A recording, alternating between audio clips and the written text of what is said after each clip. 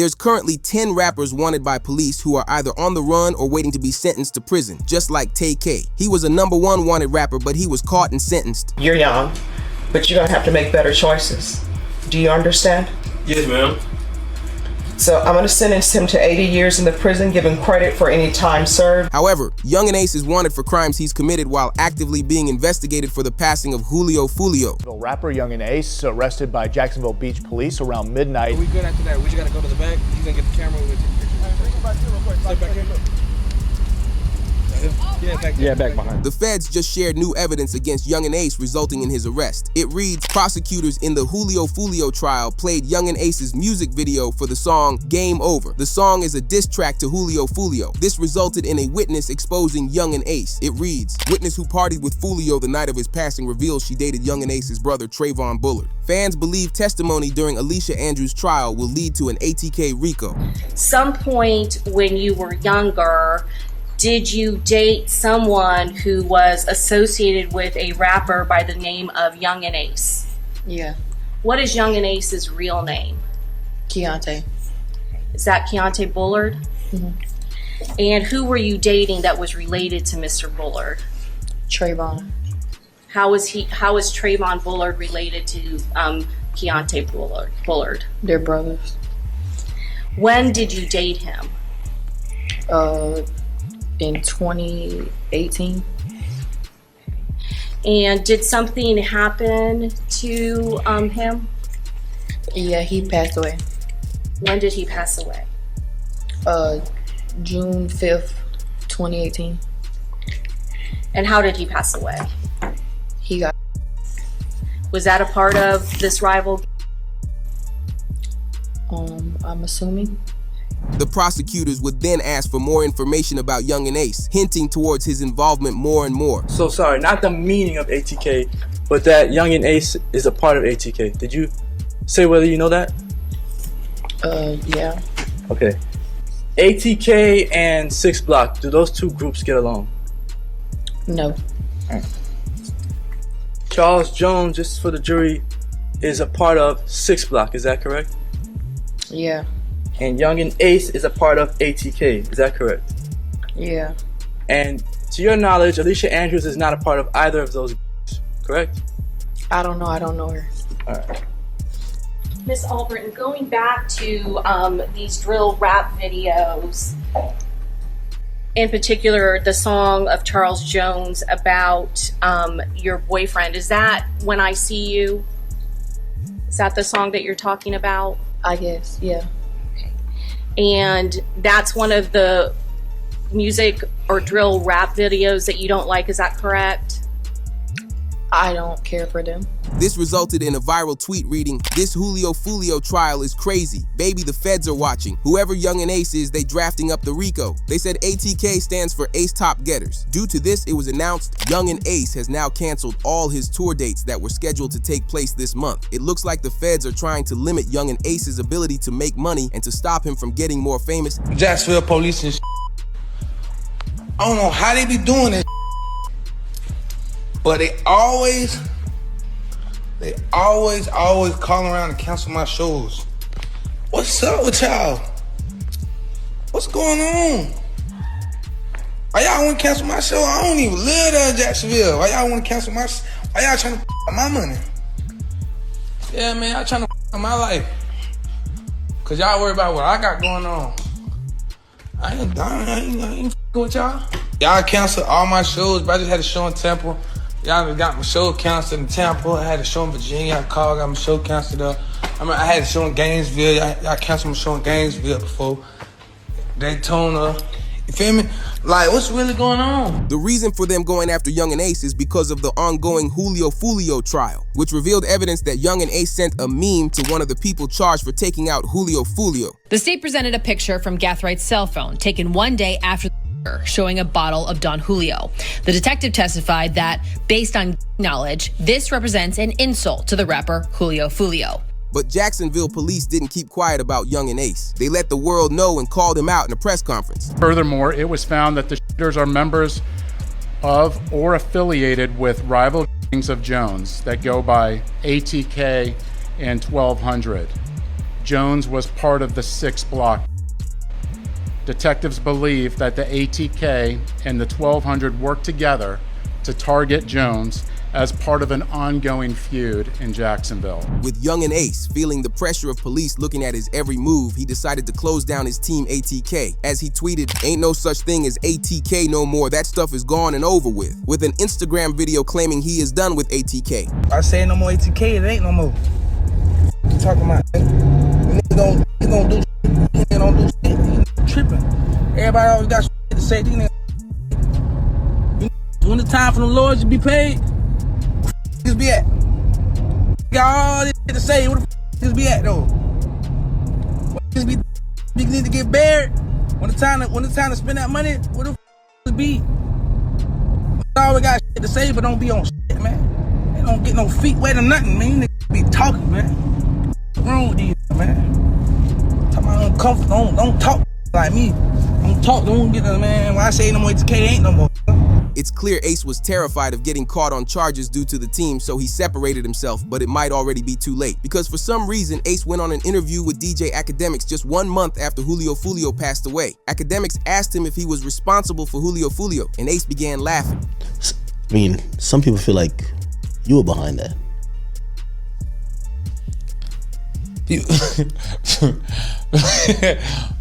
I'm sure, but people feel like I'm behind a lot. Well, I'm not. I'm not behind. I'm working. I'm grinding every day. I'm grinding. I got a family. I'm working. I'm grinding.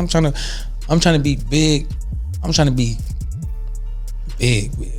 It's very confusing why Young and Ace even did this interview when everyone already knew that he was Julio's biggest op. Ace was the first person everyone expected to have been behind the crime, and then he comes out to make himself look even more incriminating. This resulted in another announcement from police which stated, Jacksonville Sheriff sends a PSA to Young and Ace and his crew after Julio Fulio's hitters were caught. So Young and Ace has long been known in Jacksonville. We are consistently monitoring those groups. We have people that are always watching them. I won't speak to the chief's investigation. That's up to TPD. We don't have an investigation on him right now, but he can't move around in Jacksonville without us knowing about it. And that's for the betterment of our community. Young and Ace was apparently told what Fulio said in his final moments by one of the suspects that were at the scene. But to understand it, we need to review the police file on Fulio's passing, as the detail they give is unbelievable. As the police document claims the entire weekend was meant to be a celebration for the rapper's birthday. However, it quickly turned into the worst thing imaginable for him through social media. It all began when they bought an Airbnb for the weekend. Once they got to the crib, Julio instantly posted on Instagram inviting everybody to his party. Hey, the pool party start today at 5, 6 o'clock. If you already got the address, pull up, man. You got the address, pull up. If you need the address, DM me right now. The pool party start at 5, 6 o'clock. DM me for the address or DM Fulio booking ESPN. I'm gonna put it right here. We just got here, bruh. You got to add it. You got to add it, man. Push up.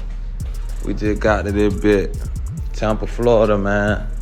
You already got to add it to the pool party. Push up at 5:30, man. Push up at 5:30, man. We finna get everything right. Push up at 5:30, 6 o'clock, man. It's up. From the beginning, it was dumb that Julio publicly announced where he was hosting the party. But once the party started, everything was normal. It only lasted for 2 hours before neighbors called the police and had it shut down. Julio posted to his Instagram to say the landlord was called and he kicked them out the crib. However, the party was too short for Julio. He wanted to party up the night longer, so they found a local club for everybody to continue the party at. But for an unknown reason, he updated his Instagram in real time of where they were going, as he posted an ad for the club on his Instagram with the address for everyone to see. Once they got to the club, Julio posted on Instagram to update everybody on his location. We came deep for my birthday, man. Everybody coming up the stairs. No cap, man. You know what I'm saying? You know what I'm saying? You know what I'm saying? We deep as 20 deep.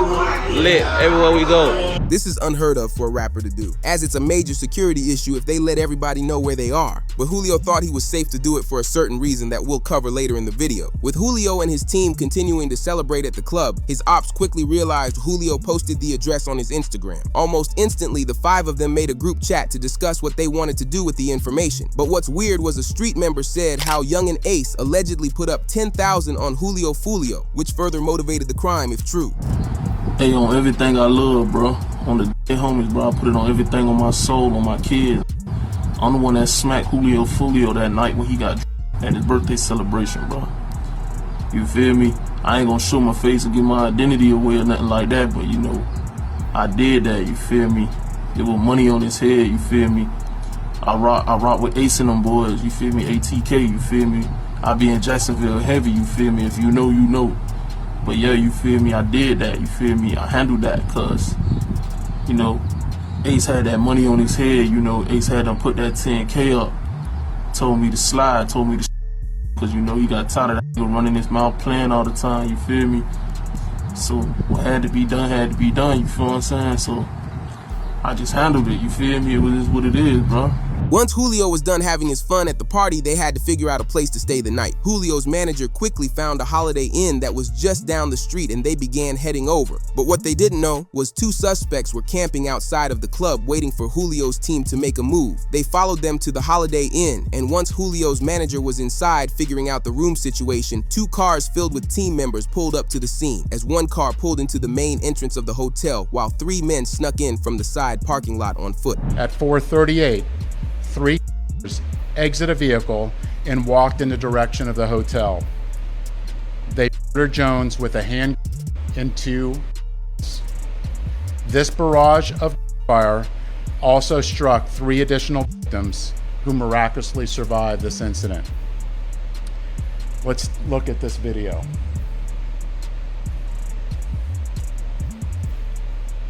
This is at the hotel, and you can see the shooters are getting in position for their planned out.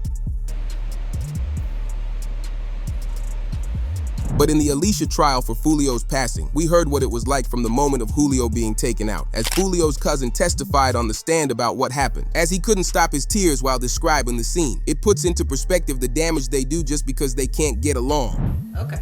So you fell asleep after that, after he came back to the car, or you started dozing? Yes. Can you just tell the jurors what you saw inside of the car at that point? You said you saw Fulio laid out? Yeah, first thing I saw Fulio laid up. I thought it was a car until I looked up, saw the booze, and I saw Jacob yelling. Okay, so you thought it was a car accident, and then you looked up, saw the holes, and you saw Zay. Is that Xavier Edwards? Yes. You saw him covered in?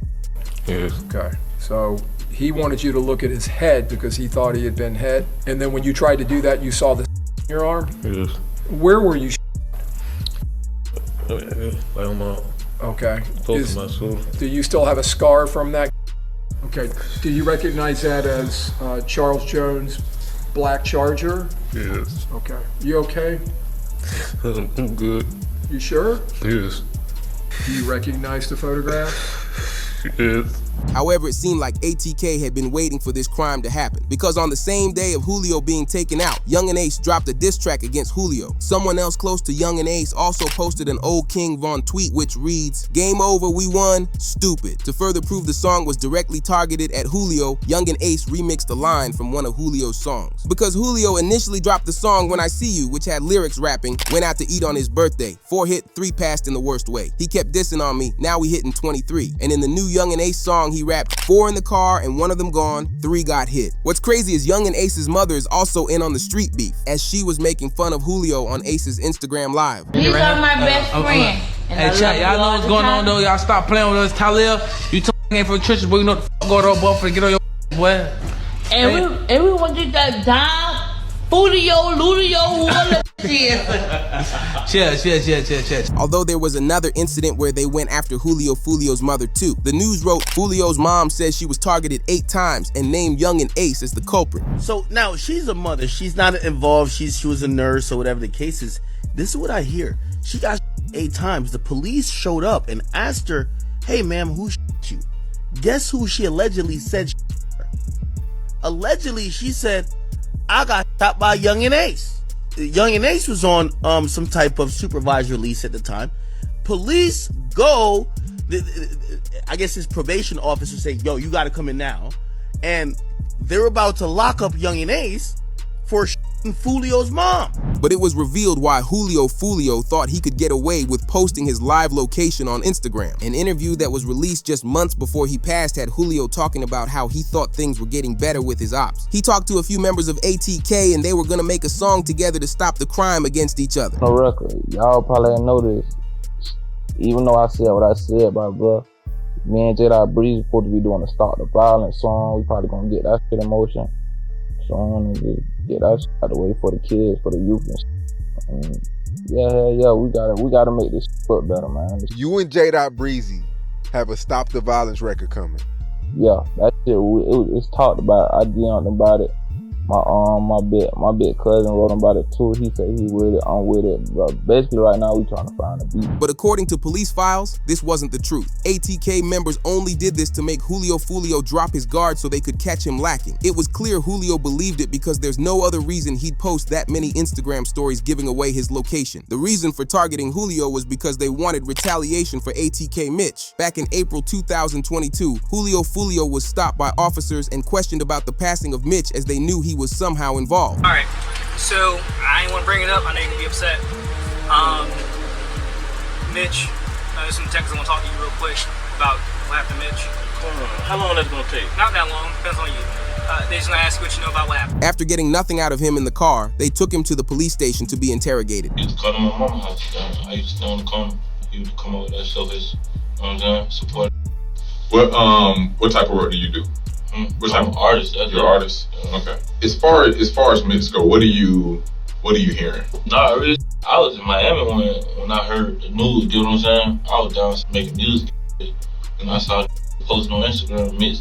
Everybody, the whole Jacksonville, Mitch. The detectives investigated more to figure out who Julio was to Mitch and how they knew each other, as they asked where Julio was when Mitch passed. All right. The reason why I'm here, I am lead on your friend's case. Ooh. You ain't have a friend that recently got killed? A lot of friends that recently. Mitch. Oh yeah. So I'm lead on that. I don't know how close you guys were. Can you kind of give me just rundown on y'all relationship when y'all met? How long y'all been partners or whatever? Hehowever, the detectives would get nothing out of him but continued to fish for information. Julio knew they had nothing on him, so he kept quiet and didn't answer much. Guys, if you may know or hear something, that'd be helpful as well. Because if you know his mom, you can sit up there and call his mom, then I'm pretty sure you would want her to have some answers as well. Oh, my little brother, I don't know who did. I don't know. I ain't here. That's what I'm saying. You will never know. Know what I'm saying? I don't know. No, I just heard they say little brother got.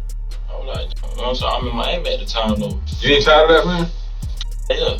But I'm none of this. However, the interrogators tried to make Julio feel bad for the passing of Mitch by saying it's his music that causes all the crime around him. Do you think that your music or your ways or the way you conduct yourself through your music had anything to do with him?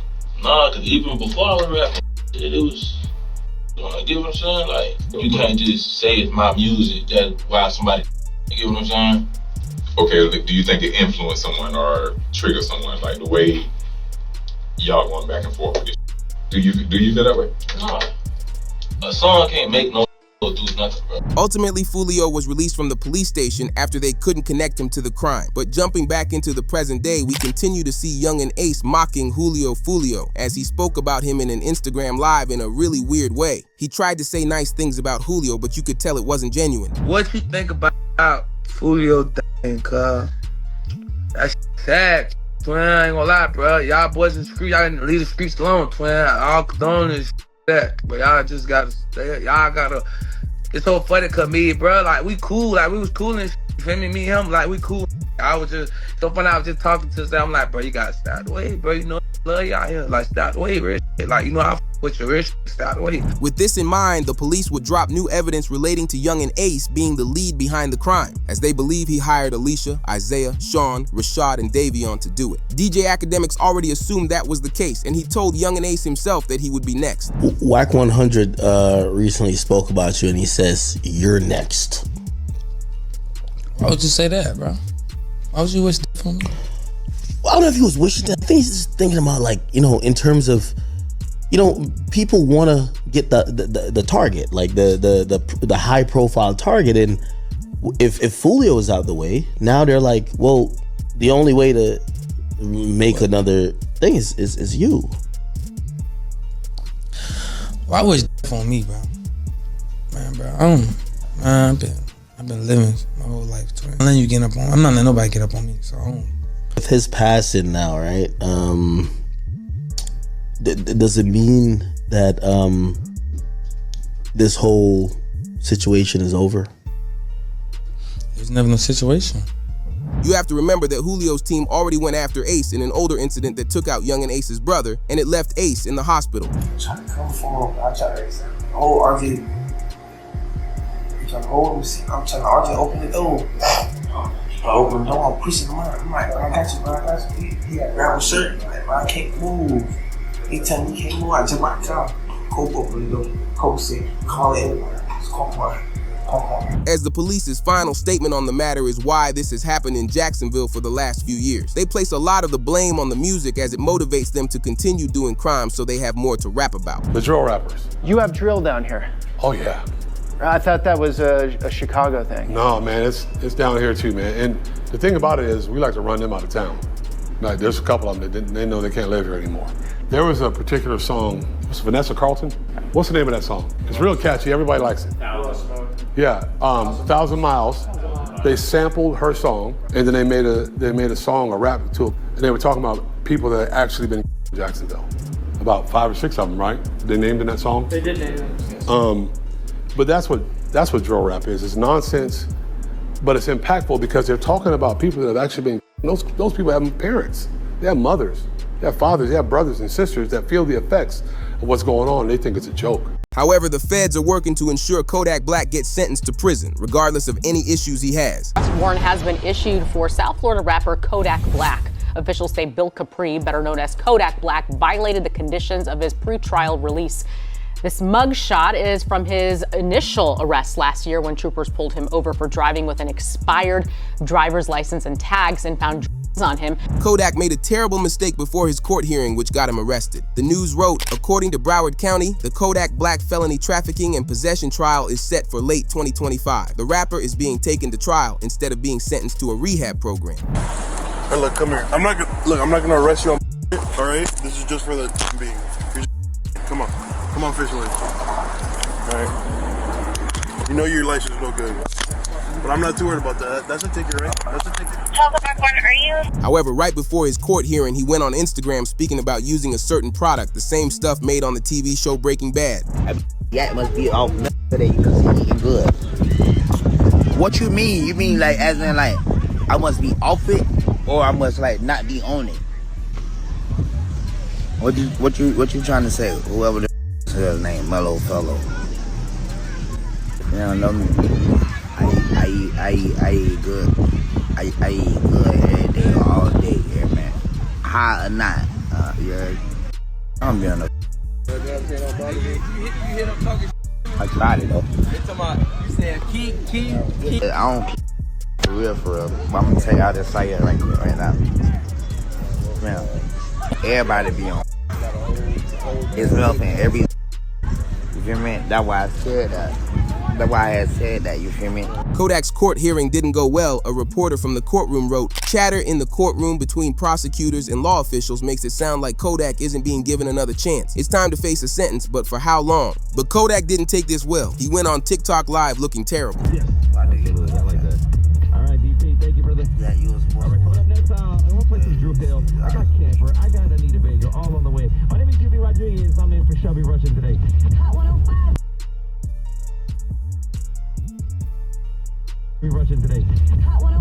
This got Boozie's attention, who reacted to Kodak's case. He mentioned how Kodak will have a hard time behind bars, mostly because he made a song with 6ix9ine in the past, as people in jail hate 6ix9ine and anyone who worked with him. You know, Kodak done been in jail, bro, so that was a detrimental move to him, bro. Like 6ix9ine, I'm gonna tell you this, Vlad, and I'm pretty sure 6ix9ine knows this too. 6ix9ine is the most hated person in prison. Really? You hear 6ix9ine name damn near every other day. When people looking at their case, this motherfucker goes 6ix9ine. Like he is hated. He's hated. He's hated, bro. What Kodak did, he's gonna have to stand on that. He better stay out of. I got 9 calls from the feds, from the state, everything. Like, Boost, is it true? I know people are, bro, they gonna get on Kodak for that, bro. If he ever... Although it gets more concerning for Kodak, because this is his second time having this charge, which makes him a repeat offender. On February 28, 2023, it was announced. Kodak Black admits to being on Drank, but denies being on other items after pleading not guilty on possession and firearm charges. I was on the and I was asleep in front of my family house, bro. That's it. I was on that drink, sleep in front of my people's house. But that ain't illegal. And that ain't illegal. So all that shit is just the process. The process that it had to be in any other mud shot. The process that even though like bogus is plastered all over the internet. Then on top of that, it's like, bro, like, I'm Haitian. And then it's just like my error, bro, like, nah, like, man, you better off. Not long after Kodak said this, the feds raided his Florida home and arrested him. Luckily, in this first case, he got a lawyer named Brian Cohen who secured him a rehab deal rather than doing jail time. Kodak, whose real name is Bill Capri, faced a judge Tuesday in Orange after turning himself in following an arrest warrant issued for violation of his pretrial release. Authorities said he tested positive during a random test earlier this month. What is this unjust and not right about this situation? Black, addressing the judge after the pretrial release technician testified he may have mixed up the samples between Black and another patient. There's no way you tested positive. We can resolve that by way of a hair sample, and that'll clear you. Judge Barbara Duffy then asking for a hair sample today to clear up the alleged mix-up, which Black refused, rather choosing to check into the Legacy Rehabilitation Facility for 30 days as part of his pretrial release. But with Kodak getting out and doing the exact same crime, the judge won't be willing to try the rehab route again, as Kodak's proven he can't be trusted and will instantly go back into doing illegal things. But Kodak wasn't always like this. Over the last 6 months to a year, he's gotten much worse with his usage. Initially, when he was in rehab and got out, he became a better person. He took a break from making music and going on Instagram so much. Kodak actually began writing new music and working out daily, which helped him be better. He started the return of his rap career with his song Walk, which quickly got over 30 million views. Unfortunately, this had Kodak letting the success get to his head. Kai would ask him on a live stream to collab and promote his music, but he ended up tweaking throughout the entire stream. He was shouting random things, swatting at things that weren't there, and had extreme sweats. You can't always say it, but at times when it feel good, that's what you say it sometimes. Yeah. I thought your name was Bubba. Hey, oh. After Kodak realized what he did, he hopped on Instagram trying to explain the situation. Say y'all people like who be on that, y'all be on all type, y'all be on say all type of stupid. But I take you one and y'all be so hurt. Y'all wanna like it anyway. Yeah. Everybody else who be coming like on that timing, they ain't got no motion. They broke, they hurt, they something, or they trying to come into life some kind of way and trying to like look any type of little. Yeah, I could come in that way. Oh, I think you need help. Oh, look, bro. And try to like, and then you don't think. With millions disappointed he broke sobriety, he tried redeeming himself by doing his own live stream, but it didn't go well at all. He instantly began tweaking on his kitchen counters. This got the sentence. What you want to Mac? Got some sentence. Got the sentence. Bitches, boy. Got some sentence. Boy, on radio, on your back. Yeah, stuck on the Mac. Hey, stuck on the map. Then a bed rest, there's a long nap, because she took it out today and you can't do it back. You can't help. The strung out moments would only get worse. He wasn't taking the criticism well and got on Instagram saying he was waiting to pass. Everybody getting while we waiting on other people too, right? Other people, they don't know how to let time do its thing. Everybody like let time do its shit, bro. Time is the best, what you call it, whether it's gonna heal or whatever the it's gonna let, you know, let time do it. You gotta be patient. Love is patient. Love is kind. You know, like I'm saying, it makes absolutely zero sense. No sense at all. Or try to approach the situation with any type of aggression. The whole world on. Everybody on. The amendment on. Get someone. Everybody getting. While we waiting to. While we just down here waiting on when we're gonna. What makes it worse is that he probably got the idea from a tweet about him, which said, "Every time I see Kodak Black, I get so sad. That man has 4 baby mamas and none of you greedy women care about him for real because why aren't y'all helping? You're probably sitting around waiting for him to pass away." Other fans spoke on his recent behavior by saying, "Every day I see a new video of Kodak strung out, not even acting like a human. Is someone going to help him?" And another one read, "Anyone else afraid if Kodak doesn't get help, we're gonna lose him?" These were reactions to the worst clip of Kodak that has come out. He was out of his mind sitting on the road eating chicken. The wrong thing. Take a seat next to him. Take a seat next to him. Enjoy that food. Enjoy that. Take a seat next to him, brother.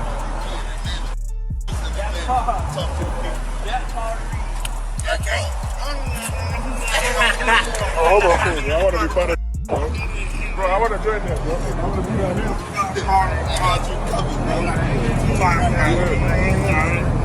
here. But according to Kodak, he is sad because he has no one that loves him. He claims he's never felt real love before. I know girl treated you right. Never, bro. I never had a bit of love. I never experienced love before. I never experienced it. I never experienced this shit, bro. I never experienced it, bro. I never did, bro. I never did, bro. I never experienced love, bro. I never did, bro. I never had it. I never had it, bro. I never had this shit, bro. I never had it. This got the attention of Kanye, and he made a video to Kodak talking about how he wants to help him. Okay, so I thought Kodak was in Miami. I see he's in Atlanta. So I'm getting a flight down to Atlanta right now and do something. So anybody that's already down in Atlanta that knows him and knows anything about him, I know I said rappers and all that, but right now I need y'all, man, to like really go and do something. Like we can't. I know y'all think I'm crashing out. Y'all, you see me talking, I'm expressing myself.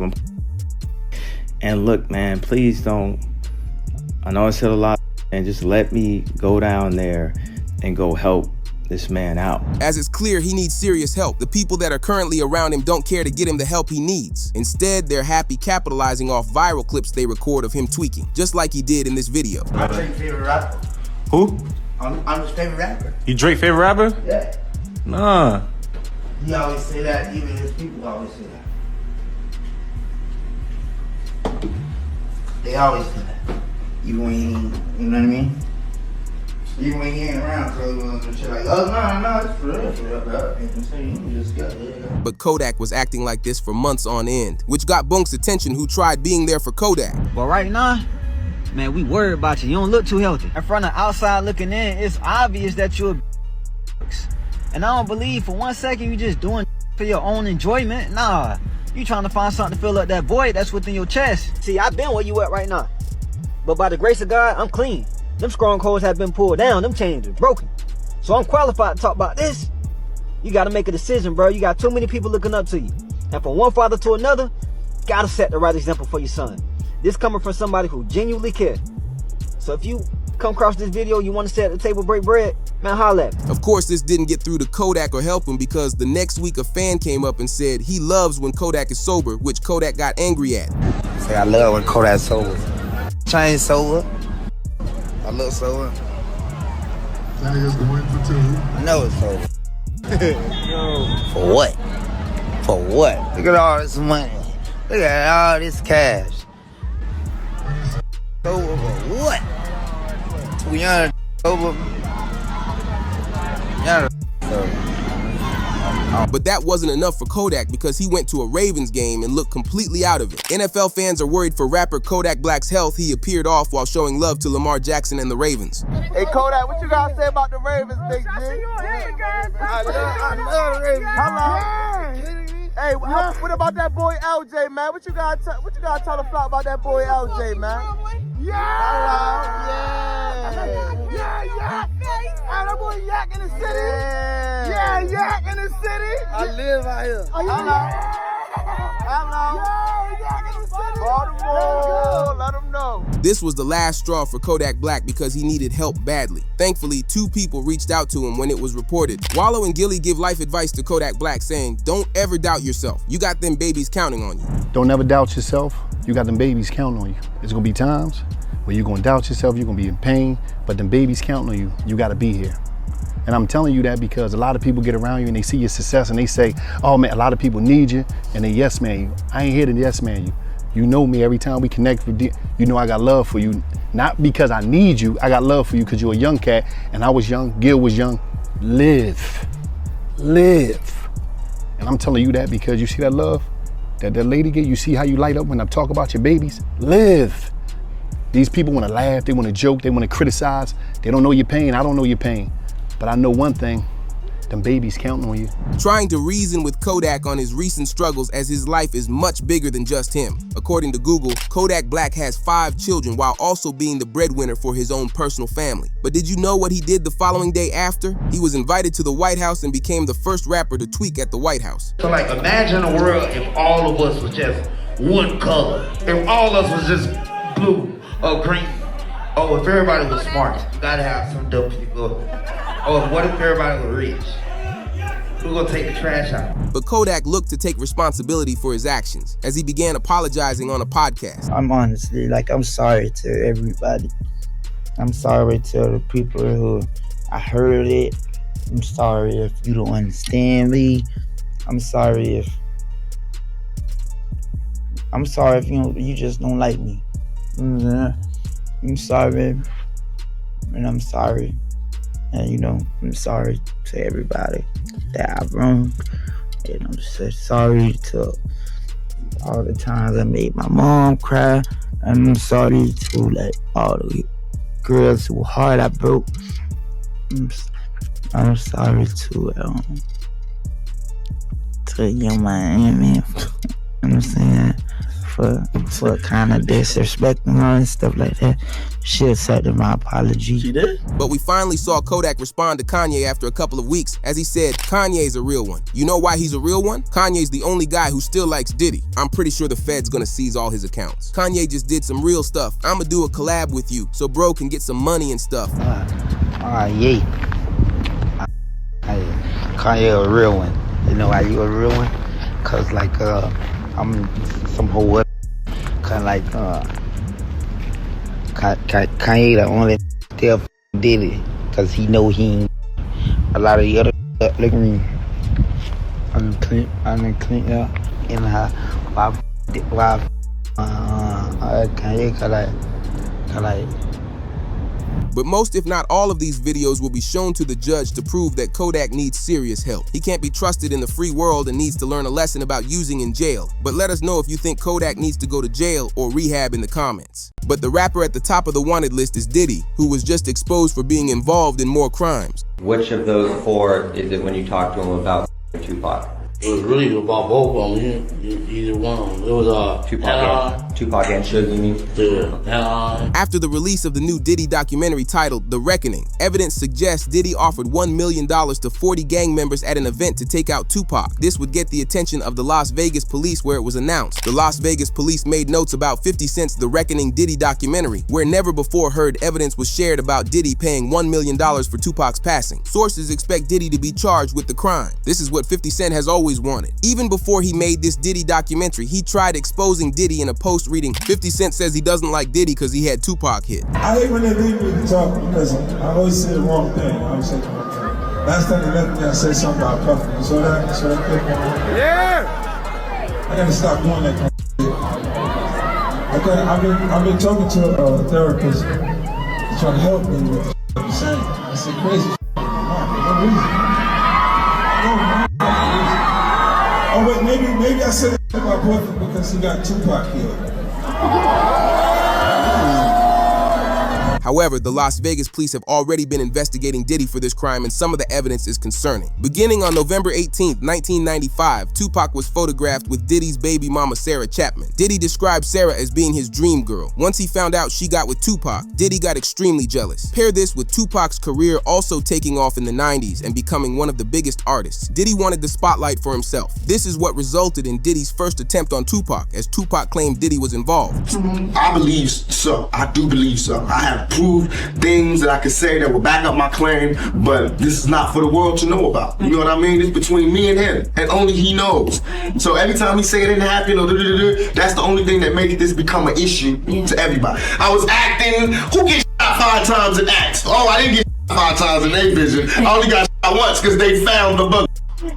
The police found him, but now they the cops. Now they doing detective work. With the first attempt failing, he tried again. In the Diddy trial, it was announced. Former cop claims Diddy had Tupac dealt with for $1 million. Suge retaliated, having Biggie dealt with. Diddy hired Keefe D and his crew to get Tupac. But the craziest thing is Keefe D was interrogated back in the day about Tupac's passing, and he literally claimed they met up with Diddy for the Tupac hit. It makes you wonder why the feds never investigated Diddy further. On all 4 of those occasions, there's San Diego, Anaheim, Irvine, and Vegas.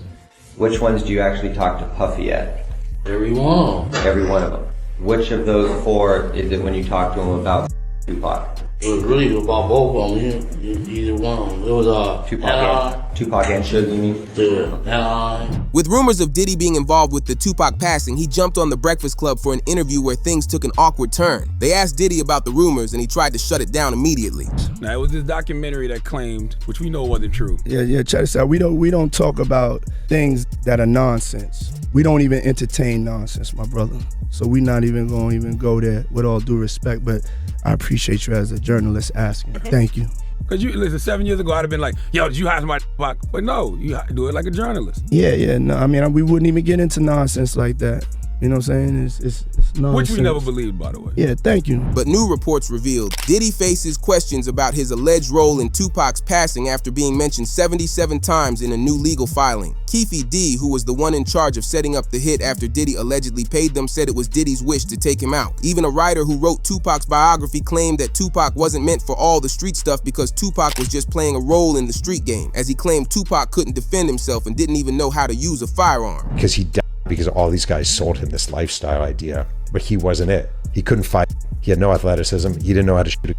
He wasn't that guy, but he started to believe it. He method acted it. 100% method acted it. But when you continue investigating, it proves Diddy didn't act alone, because new reports revealed someone much closer to Tupac also played a part. The reinvestigation of Tupac's passing is revealing new names and evidence of those involved. The new name brought up is Suge Knight. When you realize that Suge could be involved, it starts to make you wonder about this leaked lyric from an unreleased Eminem song in 2003. I'm holding Suge responsible for the passing of the 2 greatest rappers to ever grace the face of this planet. If only the late Christopher Wallace could talk, he could tell you himself. I'm holding Suge responsible for the passing of Ja Rule or anyone else down with the road. It seems like Eminem knew Suge was behind Biggie and Tupac. With it coming out that Diddy was too, it's possible they worked together. But to make it not so obvious, they tried to pin the crime on someone else. As Detective Russell Poole from the case suspected Knight arranged Tupac's passing before he could exit the label and framed the rival Blue Street team to throw off investigators, which raises the question of who's a famous Blue member that Suge wanted to pin the crime on. You quickly come to the conclusion that the plan was for Snoop Dogg to take the blame. He's one of the most famous Blue members from the streets, and his recent podcast revealed he was very close to the situation. Snoop claimed that he was supposed to be in the car on the night that Tupac was targeted. With Tupac, though, in regards to Tupac,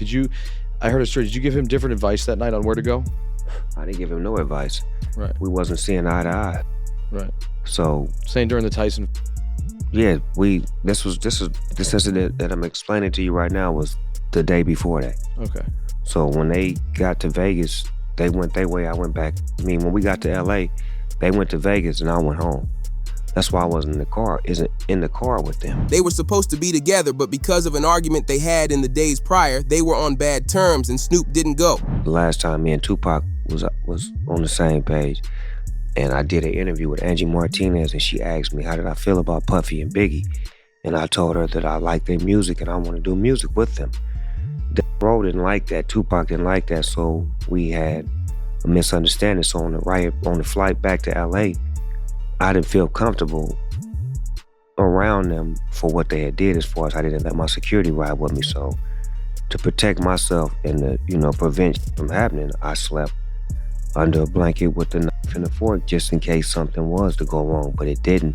With this happening within 72 hours of Tupac's passing, the police got suspicious of Snoop Dogg and what he was capable of. Because you have to remember that Snoop was heavily tapped into the streets and was also a street member. Is it possible Snoop found out what Diddy told 40 Blue members and that he had $1 million for whoever got Tupac? Because people speculate that Snoop easily could have found out that information and was the reason he avoided Tupac before his passing. But the argument Tupac and Snoop had must have been bad because Snoop claims that Tupac completely hated him. I say a week before he died, we was best of friends.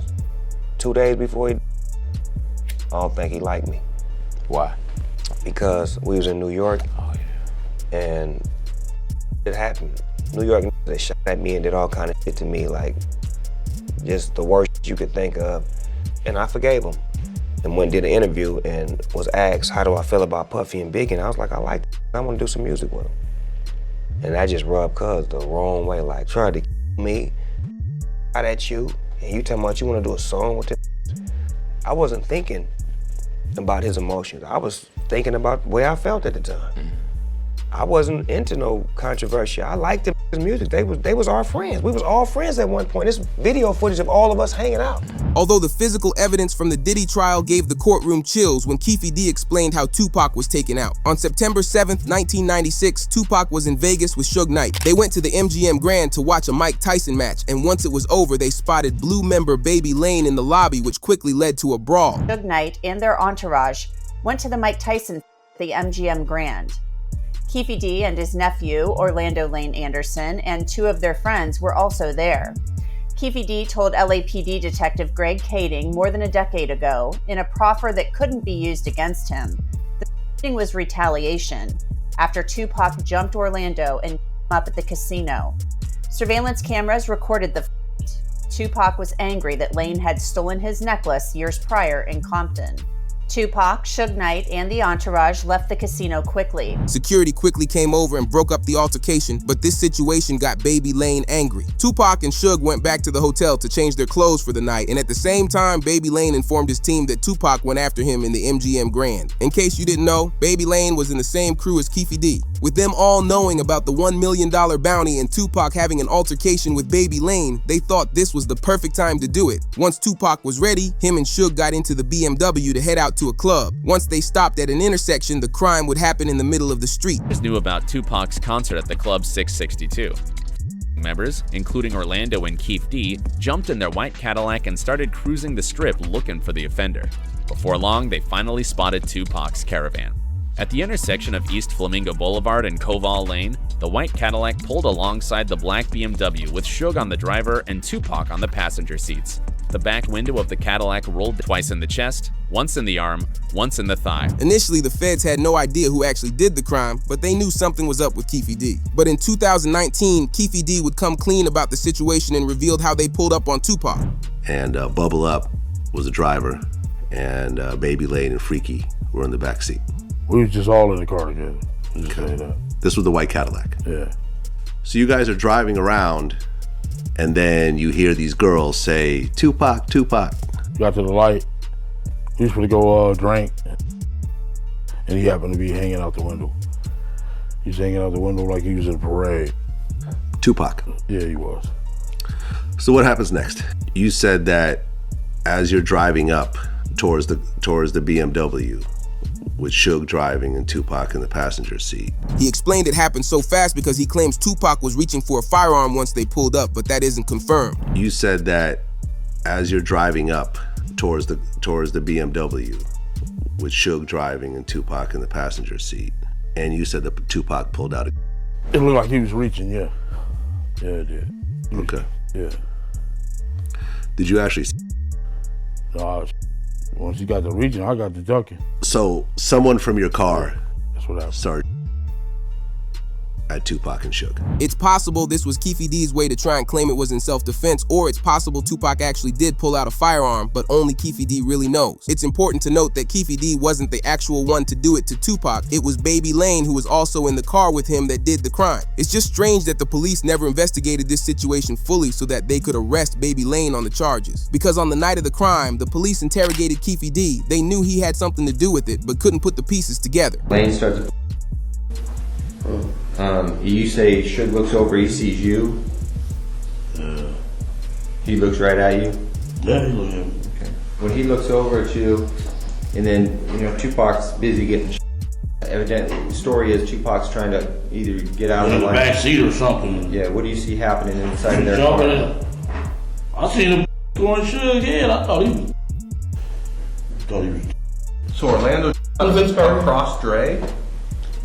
He leaned over on the window, we rolled down the window. And if you're wondering why Baby Lane was never charged, it's because he passed to a separate street incident just 2 years later. However, the police found Keefe D's true reaction to Tupac's passing in the present day, and he regrets it. Yeah, I hate that happened, dog. I really do, man. Because it took a lot of people's lives, dude. Hate that happened. Probably to God. I feel they should, that was wrong, man. It was just wrong, purely wrong. You know what I'm saying? I wish it had never happened. You know what I'm saying? That's my opinion on it. Wish it never happened, dude. However, evidence files continue to get weirder the more you look into it. Despite the claims of Tupac passing, some people believe he could still be alive. It's important to note that Tupac never passed at the scene. Instead, he went to the hospital and they claim he passed after a few days. Like we mentioned earlier, Tupac was playing a role, as an officer revealed Tupac was an industry plant and his job was to try stopping the escalation of beef between the red and blue street teams. Well, it turns out when I talked to Tupac's longtime mentor, political mentor, former Black Panther Chokwe Lumumba, who was his first business manager, he's told me, I basically asked, well, was Tupac only pretending to be in order to appeal to gangs and politicize them? And he said yes. And that was part of his thug life agenda that he came up with his imprisoned stepfather, Mutulu Shakur. And so Tupac was just using that in order to get the and the leaders to call peace truces, first in Los Angeles, then throughout California, and then throughout the country. And that was why he was pretending to be this type.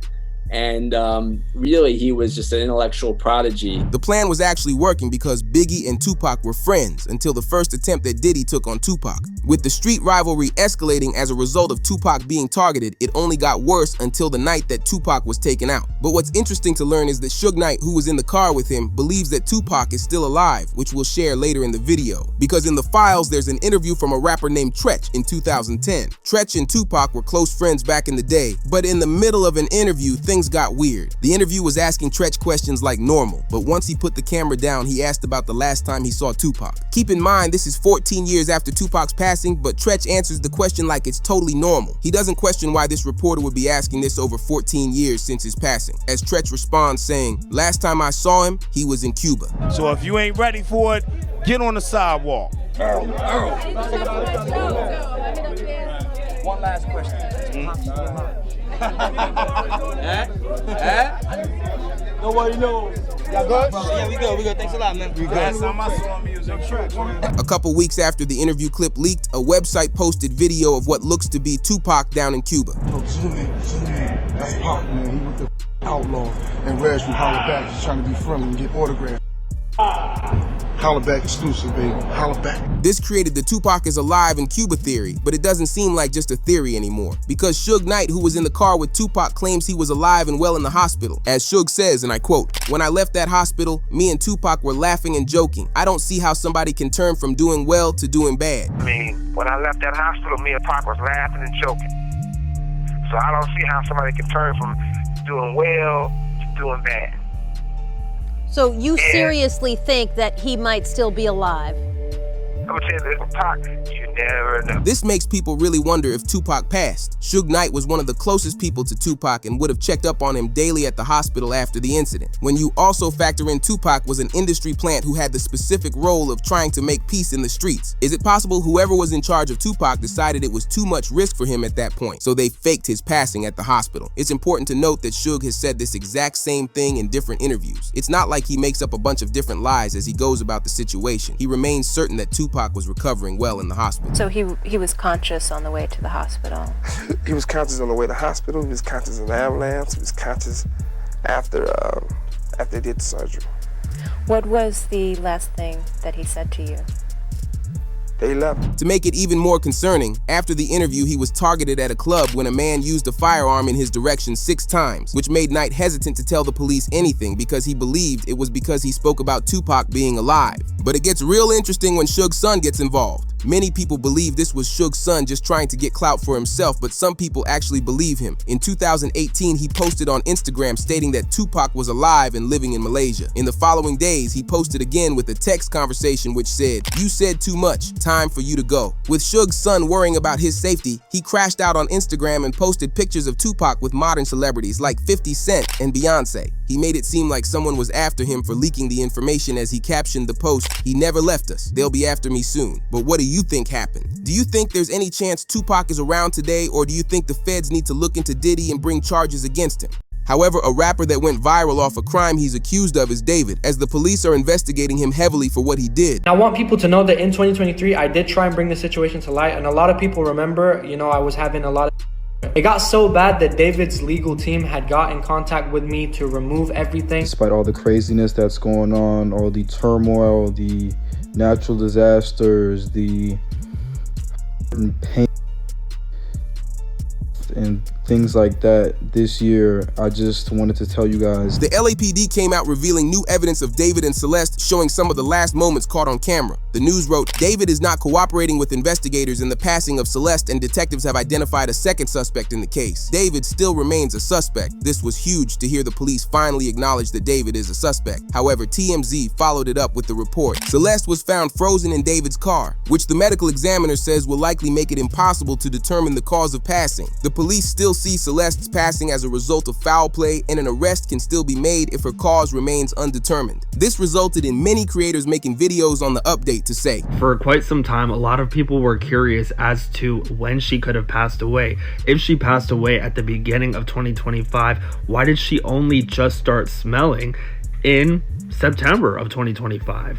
Well, according to what we are hearing from sources close to LAPD, it seems as if Celeste Rivas Hernandez was actually frozen for a period of time. Freezing up would preserve that for an extended period of time, and it seems as if she was removed from being in a frozen state and put in David's Tesla.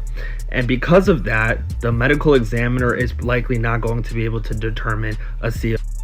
However, this frozen theory from TMZ was quickly proven to be false as the LAPD themselves corrected the statement. But it's still believed the police consider David a suspect and that he hasn't been cooperating with them to help the investigation. But we're getting new information on the case and when David and Celeste were last together. The private investigator who's been looking into the case claims, on the night of December 30th through the morning of December 31st, 2024, David and Celeste were together in downtown Los Angeles, where several photos were taken in public. They also noticed David had weird photos in his camera roll, one with a group of them in the forest, which is supposedly for filming a music video. But there's also this weird shed picture that is very unsettling to look at. The police wonder if this shed has anything to do with Celeste's passing and where the crime happened. However, in an interview with Law and Crime, the private investigator answered to his best ability about where David is. Do you have any indication about where David is right now?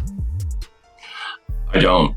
I have no idea. And it's kind of bizarre because his group has stayed so silent, what's left of his group, I guess. And I'm not even sure the conversations that the owner did have with his management in breaking that lease. I'm not even 100% sure his management knows at this time where he's at. I think his attorney might be the only one, and his parents. It's pretty concerning that even the investigator doesn't know David's current whereabouts. David's been sitting in hiding for 2 months now, and it might suggest he isn't as innocent as some fans hoped, because on the day that Celeste was identified in the Tesla, he did something unbelievable. He transferred one of his houses to his mother. Sources believe after David hired his new legal firm and transferred assets out of his name, he's preparing for the police to close on him. A lawyer explained further in how the police won't allow this if David is found guilty of the crime. You know, transferring these assets in the middle of an investigation, as opposed to 2 years ago or a year ago. Right. Could a court look at this and say, this was a deliberate attempt to, what you say, concealing assets, and they could breach it, they could pierce it, they could say, even though that you've transferred this into your mother's name, that was invalid. This is a way for, let's say, a plaintiff who sues him, or let's say in a criminal judgment to pay that fine. Can a court look at that and say, even though you transferred it, it's still open season on those properties? Yeah, this is what's so puzzling about this. It is a very basic premise of law throughout the country that you can't transfer assets after the event happens that would otherwise trigger collecting on those assets. So we have rules in different states. Sometimes they're called fraudulent transfers, sometimes they're called fraudulent conveyances. There's a lot of different names for them, but the crux of it is you cannot transfer assets. The police will identify David was trying to protect his assets from the crime he may have committed, but it won't work out for him. This isn't even David's biggest problem because the police accidentally leaked to TMZ that there's another suspect. This will instantly get anyone else that was close with David suspicious, and they'll try to cover their tracks. We saw a reporter tweet out and mention who this second suspect could be. This in no way implies any type of guilt, but based on Steve's recent findings and David's social media, it's possible his friend Neo was the last one driving the Tesla. Neo has wiped his social media clean of David and does not follow him on Instagram, as this post links to the private investigator talking about who the person that last drove it is. Steve the investigator is positive he's confirmed who drove it, but he can't say who. You know who that person is, and do you believe that is the person that moved the Tesla? So I believe I definitely know who moved that Tesla on that late July before they went on tour. I can't say who the person, and I don't mean I can't say for, but I don't know who exactly was in that house because it's just a report, but there's video, but you can't make a person out. But somebody was in the house, and being that there's only one key, it's like, okay, who had access at that time? So is it the same person that moved the Tesla? Was another last part of the plan about to go in motion as far as getting rid of her? I don't know. The reason he can't say it is to not mess with the investigation, but you can look at Neo and David's Instagrams and realize something is up because Neo started doing shady stuff to his social media. It was announced. Receipts show that David and Neo no longer follow each other on Instagram. What happened to Celeste, and who put her in the Tesla? Is it possible Celeste witnessed something significant about David and would ruin his public profile? Shortly after the discovery of Neo, rumors began which believed David might have had a relationship with him. Old photos of them on Instagram show them recreating the Titanic pose together, laying in bed, and much more. Despite David's silence, his accounts have made 2 appearances online since the news broke about Celeste. The first time he got online was with the announcement. If anyone's wondering where David is at right now, he's lurking and has been playing Fortnite. As people interested by the case were looking for any sort of sign on his online account, so some of them checked out his Fortnite account. Once they searched it up on the Fortnite tracker, they realized he was playing Fortnite within the same hour that they looked him up. But fans were very confused by this, because the fans that were hoping he had nothing to do with it said, there's no way that's David's first response to this happening. If he knows he's innocent, he should have gone about it in a different way. But David's second appearance online was when he accidentally posted a song to his BandLab account. With it announced, David just posted a song titled Rust to his BandLab account and quickly deleted it. No one knows if David thought this would be a good idea to try and act mysterious by posting a new song, but it obviously didn't work in his favor. Instantly, people commented asking if he really did the crime, and shortly after it was deleted. However, the private investigator was asked if he knows exact information on when Celeste passed. You don't know more information about when she, right? No, okay. I don't have any information of how she, when exactly she. Investigations are always moving, and right now I tend to believe it happened a while ago, a long time ago, and I think January, February, things changed. I mean, you can see it in the photos and everything. And I also think when I first started looking at this case, I'm very much an Occam's razor type of person where I think things are a lot easier than people try to make them sometimes, especially online and these big things. And I thought this was going to be a tragic which it very well still could be, and they made a bad decision because they didn't want to expose a potential relationship and put her in this Tesla, and then maybe he thought he could get somebody to get rid of that car, and they were just like, no, I'm not doing it, and just got left there. But I will say this, there are some things that, and I'm talking physical evidence that was at that house, that there could have been greater plans as far as getting rid of her. Obviously, the investigator believes it happened earlier in the year, but he revealed that David had a second rental home that not many people knew about. He had one house where he did all of his collabs and was seen publicly, but there was a second house in Los Angeles he rented out. Theories suggest that Celeste could have been living in that second home in order to keep her more secretive. But what's also weird is that David recorded this video at the second house in February. People believe she had been passed for a few weeks before he recorded it. It's also important to mention that David stopped using the black Tesla and had leased a new red Tesla around the same time. But this video of David seems to be filled with bad energy. You just know something isn't right. Hey guys, I know I haven't posted on this account in a little minute, but I just had some words to share with you for 2025. Despite all the craziness that's going on, all the turmoil, the natural disasters, the pain and things like that this year, I just wanted to tell you guys not to be discouraged and not to lose hope and not to turn your face from God in these times of evil. And then it seems like just at the start of the year, it's literally January and all this stuff is happening. It's like the most insane, it's February now, but it's the most insane start to a year that I've ever seen. But God has not given us a spirit of fear, but of power and love and a sound mind. So keep that sound mind 2025. Stay prayed up. During the muted parts of the clip, he talks about how people are passing and he wants it to stop. Is it possible that David was slipping up in this video and the emotional toll of what happened finally got to him? Or was he just talking about the world in general? However, news broke of the police making a move on David, but not how you would think. When the situation started, a report read, on September 18th, David transferred his Texas homes into his mom's name. Just a day earlier, police did a search warrant at his Hollywood Hills rental. And on that same day, a police call falsely reported an incident and someone passing at his family house in Texas. When police arrived, they were met by David's parents, who said his younger brother and sister were upstairs. As someone who was very interested in the case, probably wanted to see if David was living at his parents' house, so he made a false police call to his family home. Despite what David might have done, everyone should keep his family out of it. No, out of all times for this to happen, as discovered in his car, after she's been identified, for there to be a potential swatting incident where somebody calls 911 with a fake allegation, a fake crime for their property, out of all people, out of all times, it's weird. Well, it's weird, but it doesn't necessarily surprise me because this case has taken on national significance in terms of people paying attention to it. And there are bad actors that understand how to bring somebody by way of swatting. So somebody called the 911 system down there. They found the address online and were basically made up a story for the cops to go there. And then they went in, and fortunately the police were very professional and they were able to immediately understand that it was a swatting incident and it wasn't a legitimate call. But with everyone digging into David's entire past online, they began skimming through every interview he's ever done. They found something pretty concerning. David gets asked where he wants to be in 5 years, and he specifically answered for 4 years, where he said he wanted to live on a private island with no social media, which just so happens to be when Celeste would have turned 18. Where do you see yourself in the next 5 years? Okay, so the plan is hopefully this music thing takes off crazy next year. Why is he saying, why are you saying that like you're not like up there?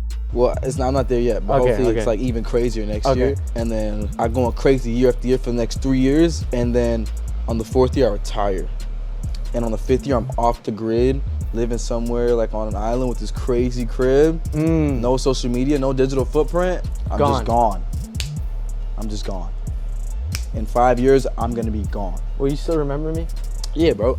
You'll have like the secret codes to the mansion. Yeah? You can pull up on every. What's the secret code? Give us the first 2 numbers. Absolutely of the secret. not. If you thought that was bad, the second interview is even worse because it links to David's love with anime. David wore a blue wig to an anime convention, and that wig was found to be worn by Celeste. But in the interview, he talks about his thoughts on anime and described how he bases his music videos off an anime story he wanted to create. He describes himself as having an alter ego who commits the worst of crimes. Basically, an agent of chaos and kind of my alter ego, and the story of the manga went like I was a detective and there was an evil version of myself that would kind of come out at random moments, kind of like Fight Club with Tyler Durden.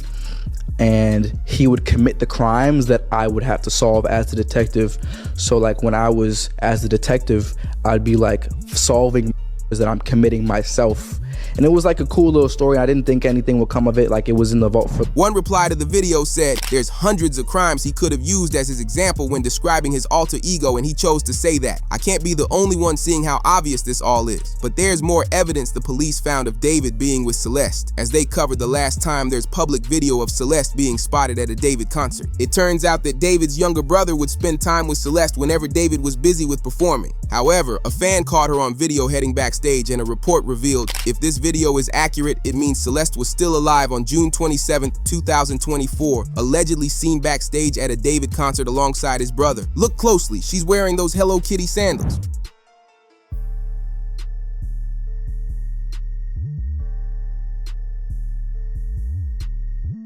The Hello Kitty sandals are important because that's what she's described as last wearing in her missing persons poster. And the sandals look to be the same ones that she's wearing at the concert. But many people wonder how David was never caught before. Because he live streamed on Twitch with Celeste when he was a pretty big artist and no one noticed. It was reported a resurfaced clip of David from January 11th, 2024 shows him with Celeste Rivas on stream, where he tells the mods to delete all videos and clips after he ends the stream.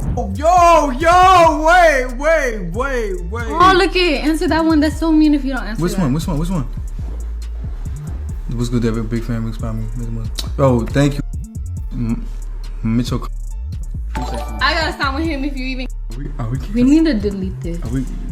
Maz, can we delete all VODs? And then as soon as the stream ends, delete the stream too?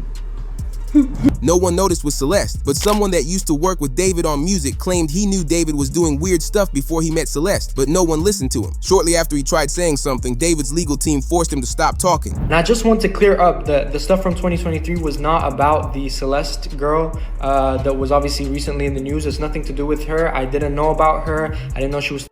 I maybe heard her name once or twice. I had nothing to do with her. The stuff I have from 2023 was nothing to do with Celeste. These were other girls that had claimed David had messaged them or had, relationships with them. And I want people to know that in 2023, I did try and bring the situation to light. And a lot of people remember, I was having a lot of. It got so bad that David's legal team had got in contact with me to remove everything. I've attached an email here that I received from his team in 2023. And basically they removed my song with David from, streaming services because apparently I was spreading misinformation. The thing is, after that, I got in touch with David and I was like, yo, are the claims true and all of this? And he was like, he literally said, I've got it here. He said, no, it's just some people trying to get clout. There's no evidence and stuff. After that, everything was shut down. Everything, no one else came out after that. However, a rapper the police have wanted for years is YNW Melly, but he's trying to be released on a plea deal. YNW Melly hopes that a new lawsuit filed on his behalf gets him out of prison. The lawsuit accuses the Broward Sheriff's Office of cruel treatment and violating his constitutional rights. The rapper, whose real name is Jamel Demons, is accused of murdering two of his childhood friends back in 2018. Now, he hasn't been able to see or speak to any of his family members for the last 3 years, according to the lawsuit. I can get the shorter cord. It's right there. You can get the longer cord. Look, he finna be texting like this. I'm good right here. Look, the cord. He finna be texting like that. That's not the music cord. The music cord is a short right. Rappers reacted to Melly's lawyers trying to get him released on a plea deal by using his lawsuit as leverage. When it was announced, Melly sues Broward Sheriff's Office for cruel treatment and is seeking immediate release from prison. Melly also claims that they have not allowed him to see or speak with any family members in 3 years, getting the reactions of rappers saying, I like what I'm hearing right now. Shout out that boy Melly man, free him. He been in there too long. This is because in Melly's lawsuit, his lawyers claimed he's been living in a freezing cold jail cell with no edible food in jail and no human contact. It was even shared. An interview from Melly's mother paints a disturbing picture of Melly's life in jail, making it sound like he won't last much longer. During an interview, she rants over the fact that Melly was granted a mistrial in his first trial, but is being treated terribly in jail. She says they won't even allow him a phone call or to look at his mail. My son has not been convicted of anything, and even other inmates that have been convicted or anything, they have the right to use a telephone. They have a right to be allowed to write letters to their loved ones, to receive their mail. They hold his mail, they don't give it to him. She's upset with how her son is being handled in jail and would reveal she's heartbroken for him. When you saw Melly's statement, just saying how he's been hurt, how he's scared for his life. As a mother, how did that make you feel? It's heartbreaking. It made me feel completely helpless. Broward Sheriff's Office definitely needs to be investigated. I mean, they are making up their own rules. We've tried to go to court about this situation. The judge really doesn't have any jurisdiction when it comes to the jail, because we actually had a hearing about the mistreatment of him, and the jail they make their own rules. And I don't think that's fair, because I know that they need to answer to someone too. The Melly case has gotten a lot of media attention because Charleston White reacted and said this is the way that Melly should be living. He shouldn't get no special treatment just because he's a famous rapper. Even the YMW Melly, I'm so happy he in jail getting mistreated. Yeah, I'm so happy he in jail getting mistreated, homie. Homie, when you take a life, homie, you ain't got a right to complain about a motherfucking thing about being mistreated when you done chose to play somebody. Although some people would claim that Melly's being treated worse than his average cellmate, Boozy responded to the situation and expressed his sympathy for how his mother is feeling. Okay, so then I met his mama while he was in. Oh, okay. I met his mom while he was in, and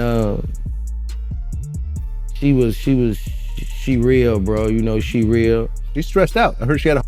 Yeah, she real, and I reached my hand out to him, cause I'm real. Yeah, I reached out to him, bro. I met his mom, and she a good woman, bro. And when I see them mamas like that, it remind me of what my mom was going through, bro. Although the feds responded to Melly's lawsuit by making his case worse, suddenly Melly's ex-girlfriend Mariah flew back into the United States after spending the last 3 years out of the country. The feds instantly arrested her at the airport and will be using Mariah to charge Melly with witness tampering. Mariah Hamilton is spending her first day at the Broward County Jail. She has no arrest record until now.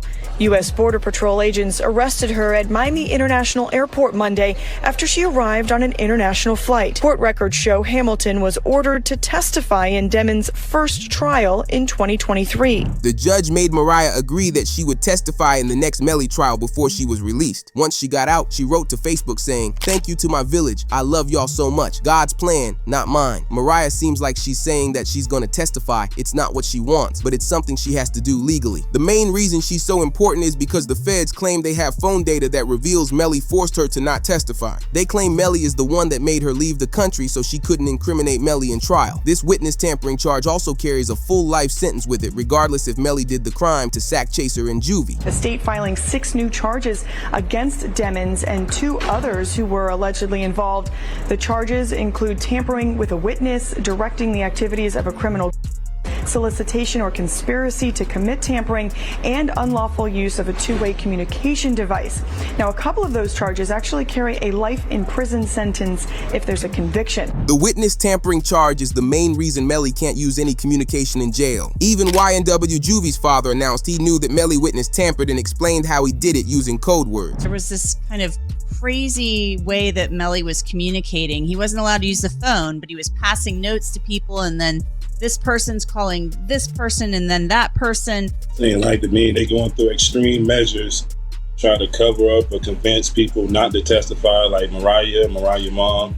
They was using code words like Rihanna and A$AP Rocky's baby mom. And to make it worse for Melly, the prosecutors piled on more evidence to stop him from receiving a bond, as they shared the evidence of Melly admitting to doing the crime. The PT Gambino account asked him if he was okay, and his response was, "I did that," and placed a smiley face emoji.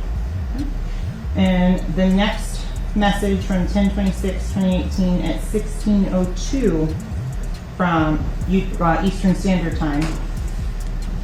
The YNW Melly count says what? After that, SHHHH. They even released the video of Melly dancing in a parking lot with Bortland just 5 hours after the crime, where Melly looks happy.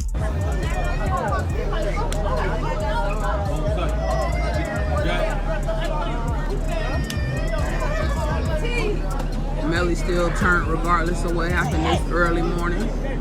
He's still out here being very positive. Turned still. Hey! a dog still turn, regardless of what happened. You already know.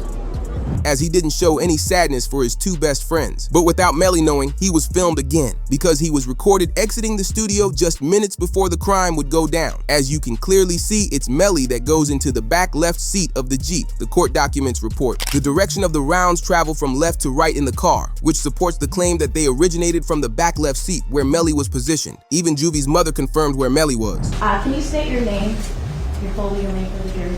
I'm Leon Phillips. Okay. And are you related to one of the victims in this case? Yes, I am. How so? I'm his mother. And who is that?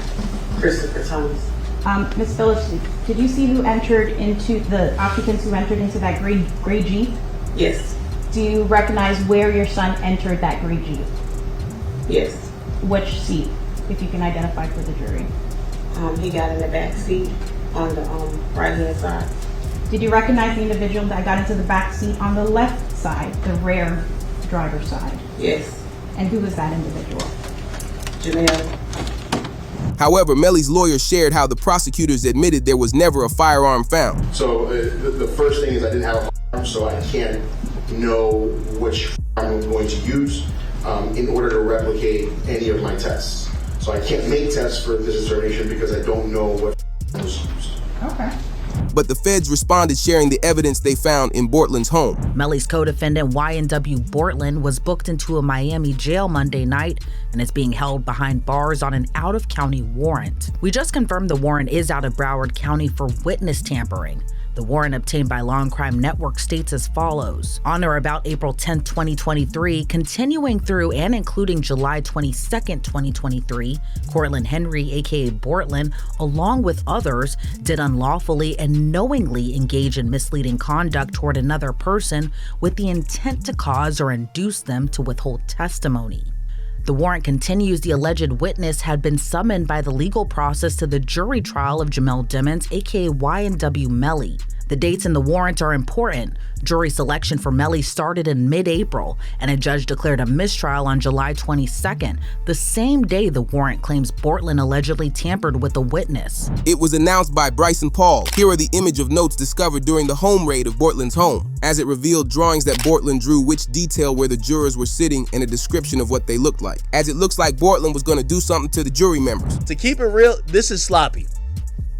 Bortland, how the f you gonna have the notebook of the jurors in your house? Holy sh! Like, come the f on. It's like doing a and having the surveillance tape in your DVD player or something like that. You know what I mean? Like, come on, bro. Like they raid your crib and the surveillance footage of the is in your DVD player. They be like, oh, okay, thank you, brother. This can't be at your crib. But it gets concerning because Bortland can validate all the evidence the prosecutors want to use against Melly, as they still want to know why Fredo Bang was called to pick up Melly on this night. And Chris Thomas are.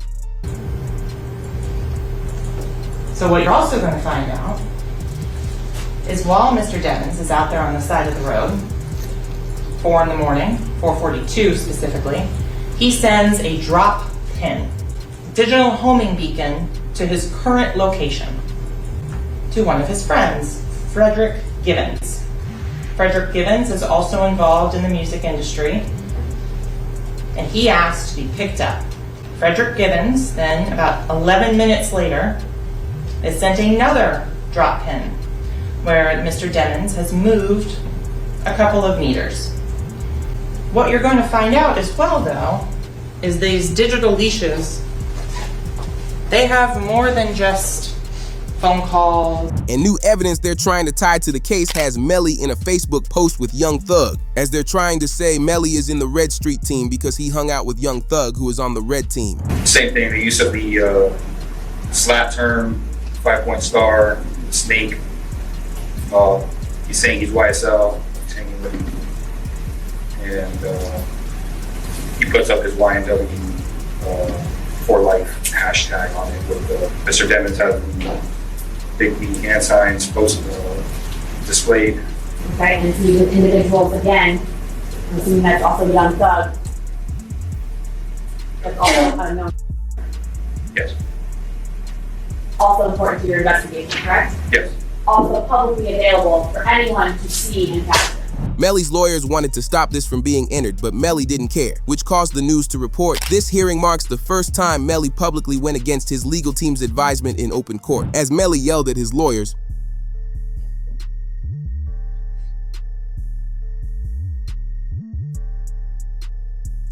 Yes, sir. Against our advice, our client must proceed. People in the court heard Melly saying, "I don't care, I'm not in no team, they can't prove that." I'm aware that 924-071 call for an automatic stay while they were aggravators. They go to membership in a gang. There were things that the jury would have to find before going into penalty. Not aggravator, that's the death penalty. Aggravator, that's the gang enhancement itself, Your Honor. That was charged. He was charged in committing the murder for the gang, which is an aggravator in terms of the guilt. something that they would have to find by way of an interrogatory. Yes. But they want to include another piece of evidence where a former O Block member exposed a secret Melly told King Von. Back in the day, Von and Melly used to be friends, and King Von told O Block members that Melly asked him about how to deal with people. Did Von really tell you that Melly told him that he was two friends? He ain't come out and say, like, we got into an argument. And so, you know, if you know, when people could say something without saying it. And so he told me, like, once I posted what I posted, Von was mad at me. Bro, why you put up there, bro? Walk the bam. I'm like, you sitting up here, like, you know the love we got. You do this for us, but you gonna trust that his two friends? And he said, them was trying to extort him. And so I'm like, if they was trying to extort him, then why are you still around them? But the most concerning part is Bortland's plea deal. It was announced Bortland took the plea deal. He also agreed to a proffer, which means he's talking. The sentence is to accessory after the fact, and he will do 10 years plus 6 on probation minus time served. We've already requested his deposition in the civil case. Academics broke down exactly what this means, and he said, the judge says on both charges Bortland pled no contest to that he has to provide a factual basis for him to accept the plea. He has to tell a factual story of how he committed accessory to the crime which confirms the crime happened. It's a gunna plea, except with the proffer, he can't say yes, ma'am. He gotta sing like Franklin. I did tweet out saying people were upset. I said, this is a gunna plea. This is a gunna plea. This isn't a plea saying you have to tell on him, but this is a plea that you're going to have to provide all the details that they were missing to convict him. And that's why it's a gunna plea.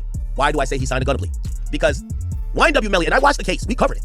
YNW Melly's case is that, number one, you guys have not done a job to prove that this is actually they have proved, but prove that this is a homicide with this person being the offender. Also, the accessory after the fact plea confirms that Bortland, that's kind of like almost like a sub part of a conspiracy, except you weren't with a conspiracy at first. You came in after the fact.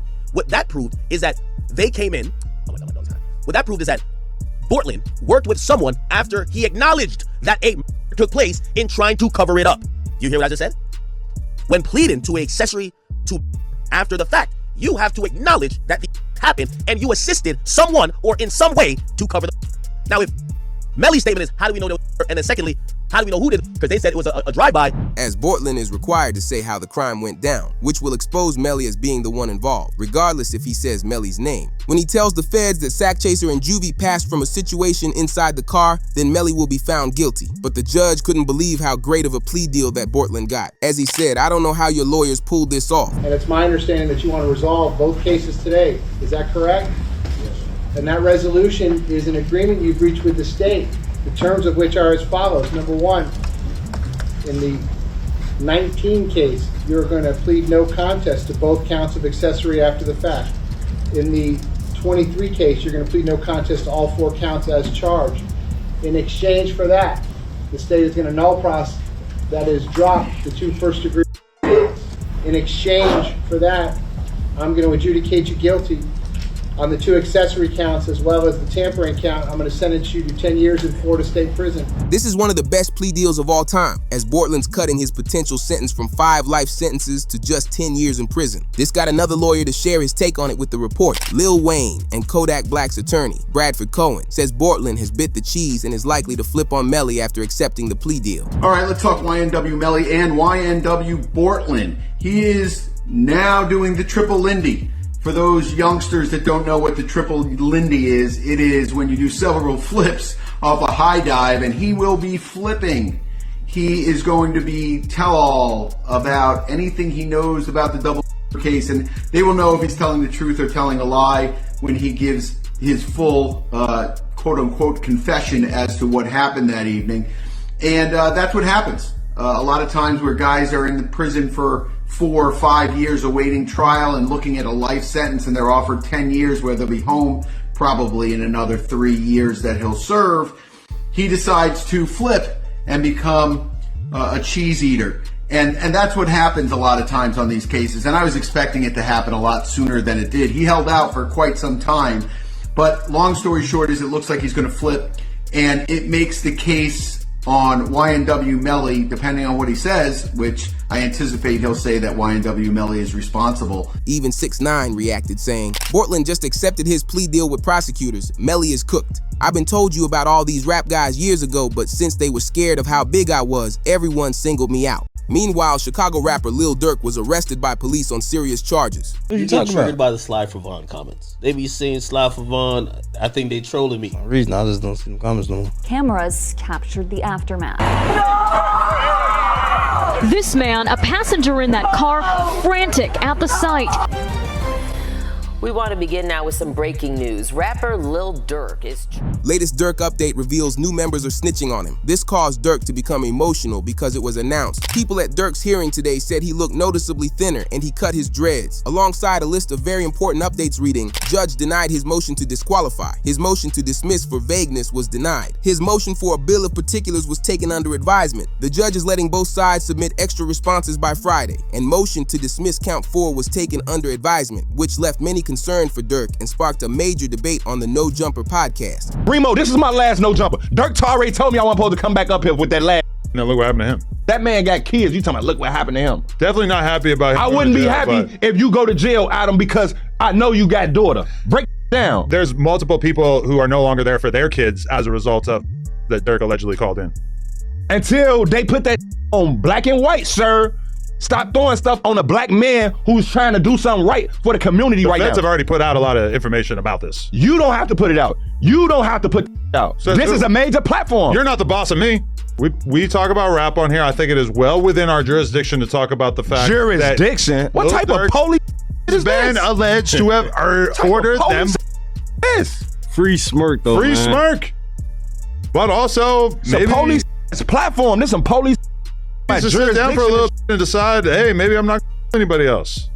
We don't have no proof that. Well, we don't. But with Durk's lawyers securing his motion to be taken under advisement, it's a major win for him. However, the prosecutors will be using everything they can against Durk, as they have a new snitch who informed them of an OTF group chat, which led to the report. Durk is facing allegations that he put hits on O-Block members for not retaliating for King Von. Prosecutors plan to introduce testimony from a witness who claims Durk gave the orders, as the court files say that Durk feuded with Munna Duke over his belief that they weren't retaliating for King Von's passing. This led to academics and WAC 100 giving their thoughts on the recent news. To life by basically saying he's guilty of for hire, and the only thing that, like, yes, some of these things look suspect. Why'd you go there? Why are these people going there? Why'd you send this message? But nothing. There's no message that they got that says where Durk says y'all that Quando yet. Nothing says that. I'm not. You missing the point. Okay. They got a witness already cooperating on that. Been had one. We just ain't seen what they said. It's 3 years. One of the cooperating. Yeah, that's true. Yeah, so that's co-conspirator too. I don't know. You don't need too much more than that. One of them is cooperating. Then in the paperwork, you got the conversation. They say they had it in and out. The other 2 was figuring out how they getting paid. However, there's something not right with the snitch, because a new report suggests the snitch isn't telling the truth. New court documents reveal the main witness switched his story. He first claimed there was no bounty, but now he says there was. Sources thought it was OTF Didi messing with the feds, but it wasn't. It turns out that Didi is trying to separate himself from the case. And that's what Didi did. He's basically saying all this evidence y'all got against Durk got nothing to do with me. Why you got me charged with Durk? And that doesn't mean he's going against Durk. That just means he wants his case severed. And I'm telling you, if it's severed, it helps Durk. Because one of the main connective tissue to this conspiracy is saying that Durk told Didi to hire. Didi's saying, I ain't get told to hire nobody. And I ain't hiring nobody. What are you talking about? Why would I hire someone? That's his thing. Unfortunately, it looks like Dirk's trial will be delayed. New reports share they want to use many more pages of evidence against Dirk, which isn't a good thing. But a silver lining is Dirk will get more time to achieve a bond until his trial. The new evidence they're placing on Dirk could land him with more charges, as they believe he was behind the attempt on Quando and his crew in 2021 in Georgia. But the feds are also trying to prove that Dirk hinted to committing the crime on Lil Pab through his music. As the files read, Dirk raps lyrics saying, "They're on my page like Slide for Vaughn, I know they're trolling me." In the podcast, he said, "For some reason, I just don't see those comments anymore." Because the song came out in October of 2021 where people were telling him to slide. Lil Pab then passed in August 2022, and Dirk followed it up with that podcast saying he doesn't see the comments anymore, which gives a direct timeline for the prosecutors to work with to prove Dirk was behind it. Dirk and his team of lawyers aren't giving up though. They tried for bond and they thought they were gonna get it. Words from Dirk's father have Dirk being released on bond. With this being his third attempt, his lawyers made an offer so great the judge can't refuse it. I just left the courtroom for the bond hearing for my son for the release for the third time. This time it was very fair. The judge was very fair. He wasn't pro-prosecutor, he wasn't pro-defense, but he was pro-justice. So he listened to all the evidence, and he's gonna give a ruling in the next few days about what his position is for the bond. But we were very pleased at how it turned out. So continue, family, friends, and fans, continue to keep us in your prayers, and we thank you. And inshallah, God willing, this be victorious for us, that we have a good ruling in our favor. It was the perfect timing for Dirk because they had just dropped lyric evidence days prior. Told me they got an addy, they got the location, go. Look on the news, see your son screaming no. Right now, the search is on for 3 people who police say at a Savannah rapper, a member of his entourage. It happened in Los Angeles and cameras captured the aftermath.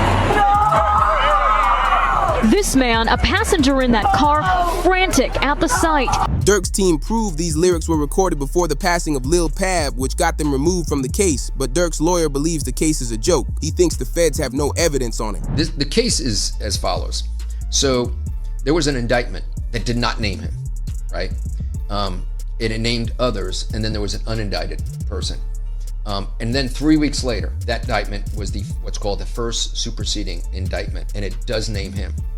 The indictment was identical, except the unnamed person now became Dirk Banks. And this is the really important part, Ak. The second indictment, what's called the first superseding indictment, only had one new fact. It had one new fact, and that was it alleged that there was a video by Dirk that celebrated and monetized this. The feds are now bringing in another snitch to testify against Dirk. They got OTF Vani to flip because his court file reads he is no longer in the prison's custody, which means he's likely on house arrest. What's interesting is Vani texted a friend about his plea deal details, but the friend leaked it to the public. As we saw Vani admit he was taking a plea deal saying, "I'm trying to plea out to a 32, which is the base. The max is 43, which is life. I'd get -2 points for a plea, -1 point for an early plea, and -2 points for no background. I'll have 27 points, which is 5 to 7 years. I can't go to trial. I don't want them to do me like them other guys." As he refers to OTF Jam getting caught lacking with the last piece of the text, but more on that later. But with Vani snitching, his father began calling him out. You'd think he would be happy that his son will get a smaller sentence, but he called out Vani for playing a role in King Von's passing. He even said Dirk knew about it. I'm gonna give you this. It's a back door and I got all the pieces. That's all I'm gonna tell you. As Dirk asked Vani, is it open? Vani told him it's off the hinges. Wait. Are you talking about the Von? Like King Von? Listen very carefully.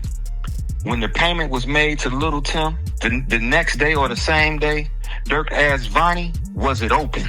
This is what he asked him. Was it open? This was the exact words. Was it open? He told him it's off the hinges. Are you saying that Vani backdoor King Von? No way. That was right. You heard what I just said. Guess what? You need motive first, right?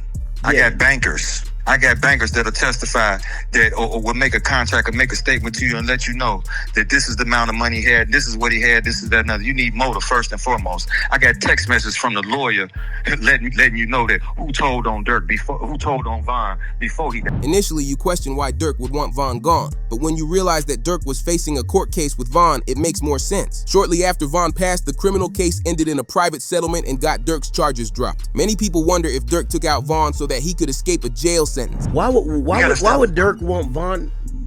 All right, man. Let me give you this. First of all, you didn't sign your rights over. You ain't in no 360 deal. First of all, you can't bring nobody into the business and they surpass you. How you bring me to the table and I pass you up? Don't nobody want their chief spot taken, do they? That's an interesting Dude was thing. a slack. He was signing the boys. He was Von wasn't no slack. That's interesting. I did find out that Von didn't have any contractual ties to Dirk like that, which was interesting. I mean, come on, man. He wasn't even signed to him.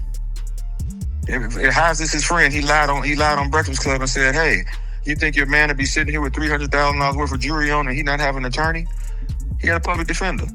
But fans began realizing there's a connection between people around Dirk passing and when he goes on Instagram Live. One fan said, "It makes me wonder why Dirk suddenly goes on IG Live when he's connected to someone passing. He went on live the minute when King Von, Lil Pab, and FBG Duck passed away." Fans believe Dirk uses Instagram like a live-action alibi. If he ever got asked about being involved in a passing, he could say he was on Instagram at the time. But Vonnie's dad wasn't done and said how Vonnie was also behind Lil Pab's passing. Oh no, he ain't take my advice. He ain't respond no back to me because this is on a tablet. He on a jail tablet when I sent that to him. He ain't respond nothing else to him. I told you he can't take my advice because they playing.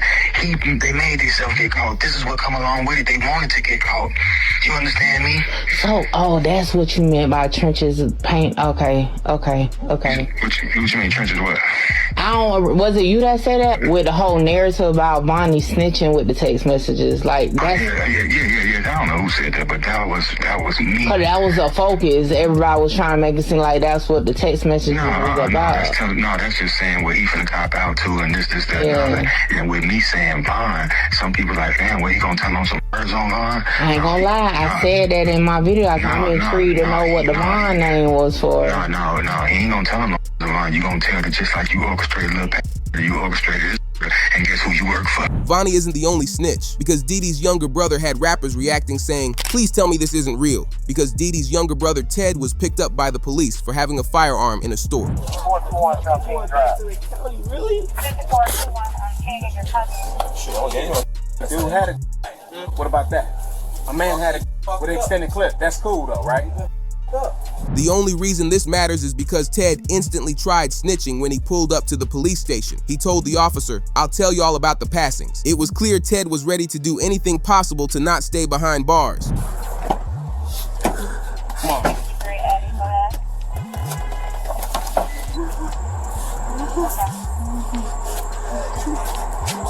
Hey, stop it. Stop it.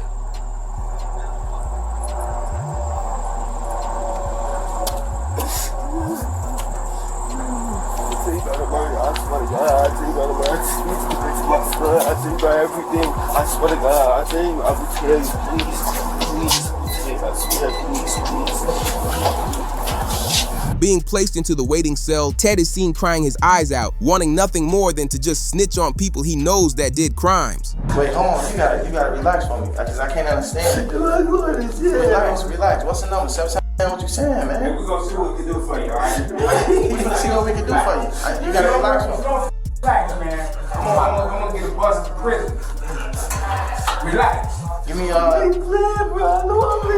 No, I'm saying, what you talking about? I'm trying to get that. With OTF Dee Dee being his older brother, no one knows what information Ted might know, which is why Ted snitching is a big concern. But despite everything looking bad for Dirk, his lawyers believe the prosecutors don't have enough evidence. Dirk has filed a new motion to dismiss based on the vagueness of the second indictment. If it is not dismissed, he requests a bill of particulars which specify the coded language used, the nature of the bounty, the date and time and circumstance. because in the paperwork, Dirk's lawyers want the prosecutors to prove that Dirk offered a bounty for Quando Rondo. They want to know the exact details of what reward he offered for the crime to be done and when he did it. Typically, this would have already been covered, but the feds continue to keep it under wraps, which makes Dirk's lawyers believe they don't have the evidence and are trying to buy time to keep the case going. But there's new updates on what's happening with Dirk inside jail. The latest report states he was taken into solitary after having a cell phone in his jail cell. They got little Dirk in a hole for basically some BS, and right now we're gonna show the paperwork. They saying that he was caught with a cell phone, and basically that's not true. They trying to keep him in a hole, do a lot of things that they shouldn't be doing or whatever, but they're trying to make a point because they saying that me and him is privileged and we got so many things going on, and it's a lot of BS. But it could have been for Dirk's safety. A report shared that Dirk was targeted inside jail a little while ago. It had Lil Baby reacting, "I don't care about nothing else other than Dirk right now. Free the bro." The streets connected what happened as they believe all of OTF and friends are being targeted, as they noticed Dirk's close friend Gleesh passed in Chicago within the same week. This had members wondering who was after them. To no surprise, the friends of Lil Pab, Quando Rondo, and Lil Tim posted interviews on the same day Dirk was targeted. Rather than showing how they hate Dirk, they both tried to act nice. But many fans believe this is just a cover-up so they don't get questioned by law officials for being behind the hit. No, like, shit, I was just protecting my little brother. When you did finally find out that it was King Von who did it, how'd you feel? I was like, damn, if Brian did that stupid shit last night, he still would have been alive. That's how I was. But I was like, shit, I ain't no the type person I am. Like, I'm a humble person. I ain't no disrespect to like his mama saying f him and shit like that, cause I could easily get on that type of stuff and be clout chasing type. Like, I ain't on that type. I'm a humble person, but it's like they ain't never popped that shit off. That would have never happened like that. This led to Quando Rondo saying something similar and how he wished it was different. Whoever on my side, they got kids and a mama that 100% love them. And at the end of the day, bro, all this bull that we talking about is stupid.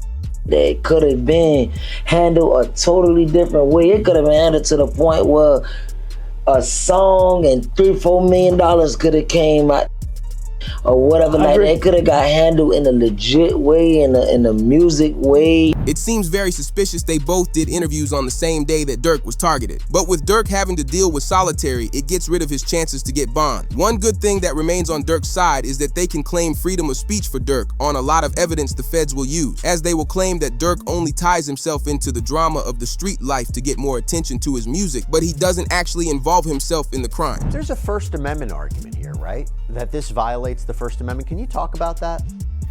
Right, for sure. I mean, I'm expressing myself. I can say the things that I want to say in a rap record or any kind of record. And you could go back and there's country records and there are pop records and there are R&B records that talk about all kinds of things. It's just that there's this notion that with hip hop, quote, glorifying, that suddenly now we're going to use these things to prosecute them. But does that mean that the free speech, the First Amendment has gone away? No, absolutely not. He can absolutely rap about what he wants to rap about, and that doesn't mean just because the story is valid. Even if Dirk was lucky enough to get a bond, he would have to get rid of all his money because the feds and judge don't trust him. The feds say Dirk would need to go broke and give up his property to be granted bond. They worry he will use his fortune to place bounties on witnesses. No bond for Little Dirk. Let me tell you about what options he has left and why the bond was denied this time. Now, he's in federal court on a for hire charge where he faces the possibility of life in prison. What that means is under the federal law, it is presumed that you do not get a bond because the charge and the penalty are so serious. So your lawyer has to go out there and show why you should get a bond. Now, ultimately, what the district judge decided to deny the bond on was a couple of factors. There's a couple $1 million being put up, but it's not all being put up by Dirk. Some of it is from the label, and ultimately Dirk has a lot more money and assets than what's being put up. So if I let him out on bond and he tries to flee, he's going to have tons of assets and money at his disposal. They're worried that Dirk and OTF members rappers already took out one of the first snitches in the case, which is OTF Jam. One person spoke out asking, has anyone heard from Jam after he snitched on Dirk? Several members are gone, but he's been gone for months. There's a guy named OTF Jam. That was wired. Very ironic name. Jam now got he him put in a everyone in a jam. jam. Did 12 years. 12 got years. out, interviewed, said he kept it real, brought him cars, gave him 50,000. Right. This. Made mention that ain't no smut on his name. He ain't never been a rat. Caught a gun case, but eventually he flipped. However, police are going after NBA YoungBoy again for recent crimes. Hold on. Is that what I think it is? I ain't trying to point it out because they won't call me police, chat. That ain't what I think it is. Hold up. Fans who thought they'd see rapper NBA YoungBoy perform this Saturday are now left disappointed and also confused. State Farm Arena canceled the concert, no explanation. Come to the front door with your hands up. Do it now. Okay. Keep coming. Hands on top of your head. On top of your head. There we go. Stop right there for me, please. There's a concerning issue for YoungBoy that no one's talking about. It reads, police are monitoring YoungBoy after recent concerts, live streams, and music videos which show a large amount of firearms. Due to his criminal history, there is suspicion of illegal activity. In the music video for YoungBoy's latest song, YoungBoy is seen flashing around multiple firearms to the camera, which is exactly what YoungBoy was arrested and sentenced to prison for. So yesterday at court, the body cam footage of the officer who put the cuffs on YoungBoy back in September during that music video, that was shown, and it was very interesting because the cop comes right up to him, whatever, he puts the cuffs on him, and then YoungBoy's reaction is kind of hilarious. I thought it might be interesting for y'all. He was like, yo, big dog, man, what you doing, man? Why you putting these cuffs on me? That's what he was calling the cop. He was calling the cop big dog. He's like, big dog, you up right now. I didn't do nothing. You could search me. I got nothing on me. Cop doesn't listen. Cop puts him in and the whole time YoungBoy's like, yo, man, what you doing, man? Big dog, why? And it really goes to show you a lot about this case. YoungBoy didn't think he did anything wrong. He didn't think that they were gonna go and start taking footage from music videos and said, you held in a music video and you're a felon and that's a federal felony and you're gonna face 3 to 5 years. Even DJ Academics would reveal on live stream that YoungBoy is the only rapper to sell out arenas and make $70 million, but will still deal with you on the street. He's probably the only rapper that gets to the level of, he's doing an arena. He just came off a $75 million tour. It grossed $75 million. Yet we still believe that he's toting like ready to. Usually it's one or the other. If we really think that you're the crash out, you're not going on tour to do an arena. We usually think you're who goes to you get 1 or 2 shows because you're really living like that. He's the only person that I think maintained the image that he might today, but he's selling out a stadium tomorrow. Knowing YoungBoy will still live the street life regardless of how successful his music career is, it makes the feds interested. However, the beef with Choppa is heating up and it might turn physical. As Academics said what Choppa needs to do next, if Choppa wants to be taken serious by dissing YoungBoy, he needs to make an anthem. Yo, NLE Choppa, bro. No more break dancing, no more belly rolling and like that, gyrating. If you making a diss song at Kentrell Deshaun Golden, you gotta make some anthem with some military tanks. That's how he's coming. Tell you.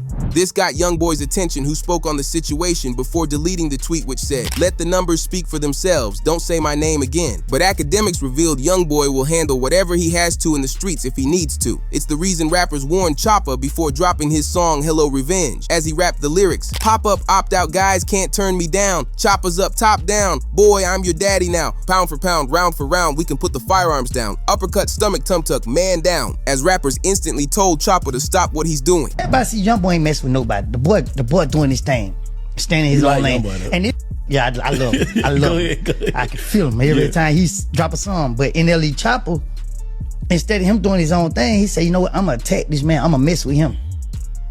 That's how poor in the street think. Instead of just letting me continue to move my life, cause I ain't messing with nobody. I ain't out here trying to portray a street image or nothing like that. I'm just. Even Freddie Gibbs wrote, "I don't know if bro's serious, but I've been laughing at this for 20 minutes. Not only is Choppa putting himself in a bad spot by dissing YoungBoy, but people aren't even taking him serious." YoungBoy's team quickly took action against Choppa for the disses, as they shared the video of Choppa claiming last year that YoungBoy was literally better than him, which completely ruins Choppa trying to diss YoungBoy when he was praising him last year. Let me know who beating me, bruh. Respectfully, that's really respectfully, the only that's really ahead in that space is YoungBoy. YoungBoy also started retweeting reactions of people who sided with him. As one tweet wrote, Charleston White goes off on Chopper after his diss track to YoungBoy, saying he's not allowed to speak on him. NLE Chopper, listen to me. You can't go walk the runway with that little walk. You remember that walk you had? I think I'm a bad. You can't come back with that walk. I think I'm a bad. You can't come back with that NLE Chopper with that boy. Now them boy got some dances. Them boy, but you went to holler about if you was a bad, I suck my too. You are disqualified from saying anything to Kentrell. NLE, you have been disqualified. I wouldn't give if you and King Von got in the car and shit them together. Once you learn that walk, like that runway model walk, and you went in front of the whole world, you can't come back over here to this side of the railroad track and go to barking. No. Go back over there and finish, nephew. Go back over there and finish being the bad. But the funny thing about this is that Charleston was against YoungBoy 1 week prior, as Charleston claimed that YoungBoy's music was bad for the youth, which is exactly what Chopper said. YB babies ain't money getting. They'll hurt you, kill you, and eat out your icebox as they break in your house. I'm not battling with childhood like a YB fan. Them kids need to be put in mental institutions. This man, YB, sound like he angry. He want to out his mama. He want to beat his daddy. He want to his uncle. I don't want to hear that kind of shit. I'm not in pain. I'm a money getter. YB babies ain't money getting. I don't feel that. That's not soul music. I'm a soulful brother. I'm not in pain. Them kids need to be put in mental institutions. You see they had that on medication. But most people that agree with Chopper's point still won't side with him, because it all started with Chopper calling out YoungBoy on his song KO. He rapped the lyrics, "You're bad for the youth, nothing positive you do. You the reason guys going after girls thinking that it's cute. You send guys to do what you wouldn't even do. Role model, you will never fit the shoe. Just a guy with emotion, your aura gives me the ick. Guys like you make me sick." But many rap industry people don't respect Chopper and aren't willing to side with him. Academics claim that Chopper is trying to be like X, but it isn't working because no one thinks he's as smart. Some people would call it, you have your third eye open. Some people would call it, yo, a dumb on act smart. Some people would call it fake woke. Some people would call it someone trying to seem deeper than most. Pause. It's kind of like how people, it evokes some of the similar thoughts like how we had about XXXTentacion, where people felt like, he understood life a little bit on a different level. And I think that's what NLE Chopper's aiming for. But YoungBoy's mother jumped into the beef as she said Chopper's not better for the youth and he isn't no genius. Today I'm gonna talk about being jealous and being envious. So you wanna make a video dancing around like a ballerina, and then you got a man on his knee, and you're saying Kentrell is evil and he's a bad influence. So you want to go and put that man on his knees and on a video, right? Okay, fine. I bet they have another video with that same on his knees. Because who gonna even play that stupid ass role? If you know better, you do better. Your head look like a without a rubber on top of it. But yet, you want to sit here and try to talk about somebody. You better be lucky.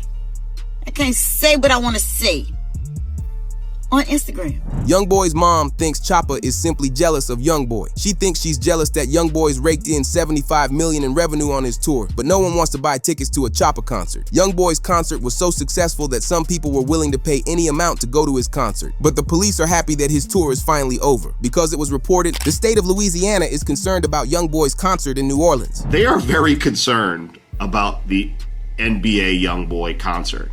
So concerned that even before the concert went forward this weekend, they notified Louisiana Stadium Exposition District, also known as, that manages the Superdome and Smoothie King Center, in particular notified ASM Global that, this is like a really dangerous thing that could have very unforeseen consequences. Now, the response from ASM Global was, we'll hire some security inside, it'll be fine. NOPD's response was, you don't get what we're saying.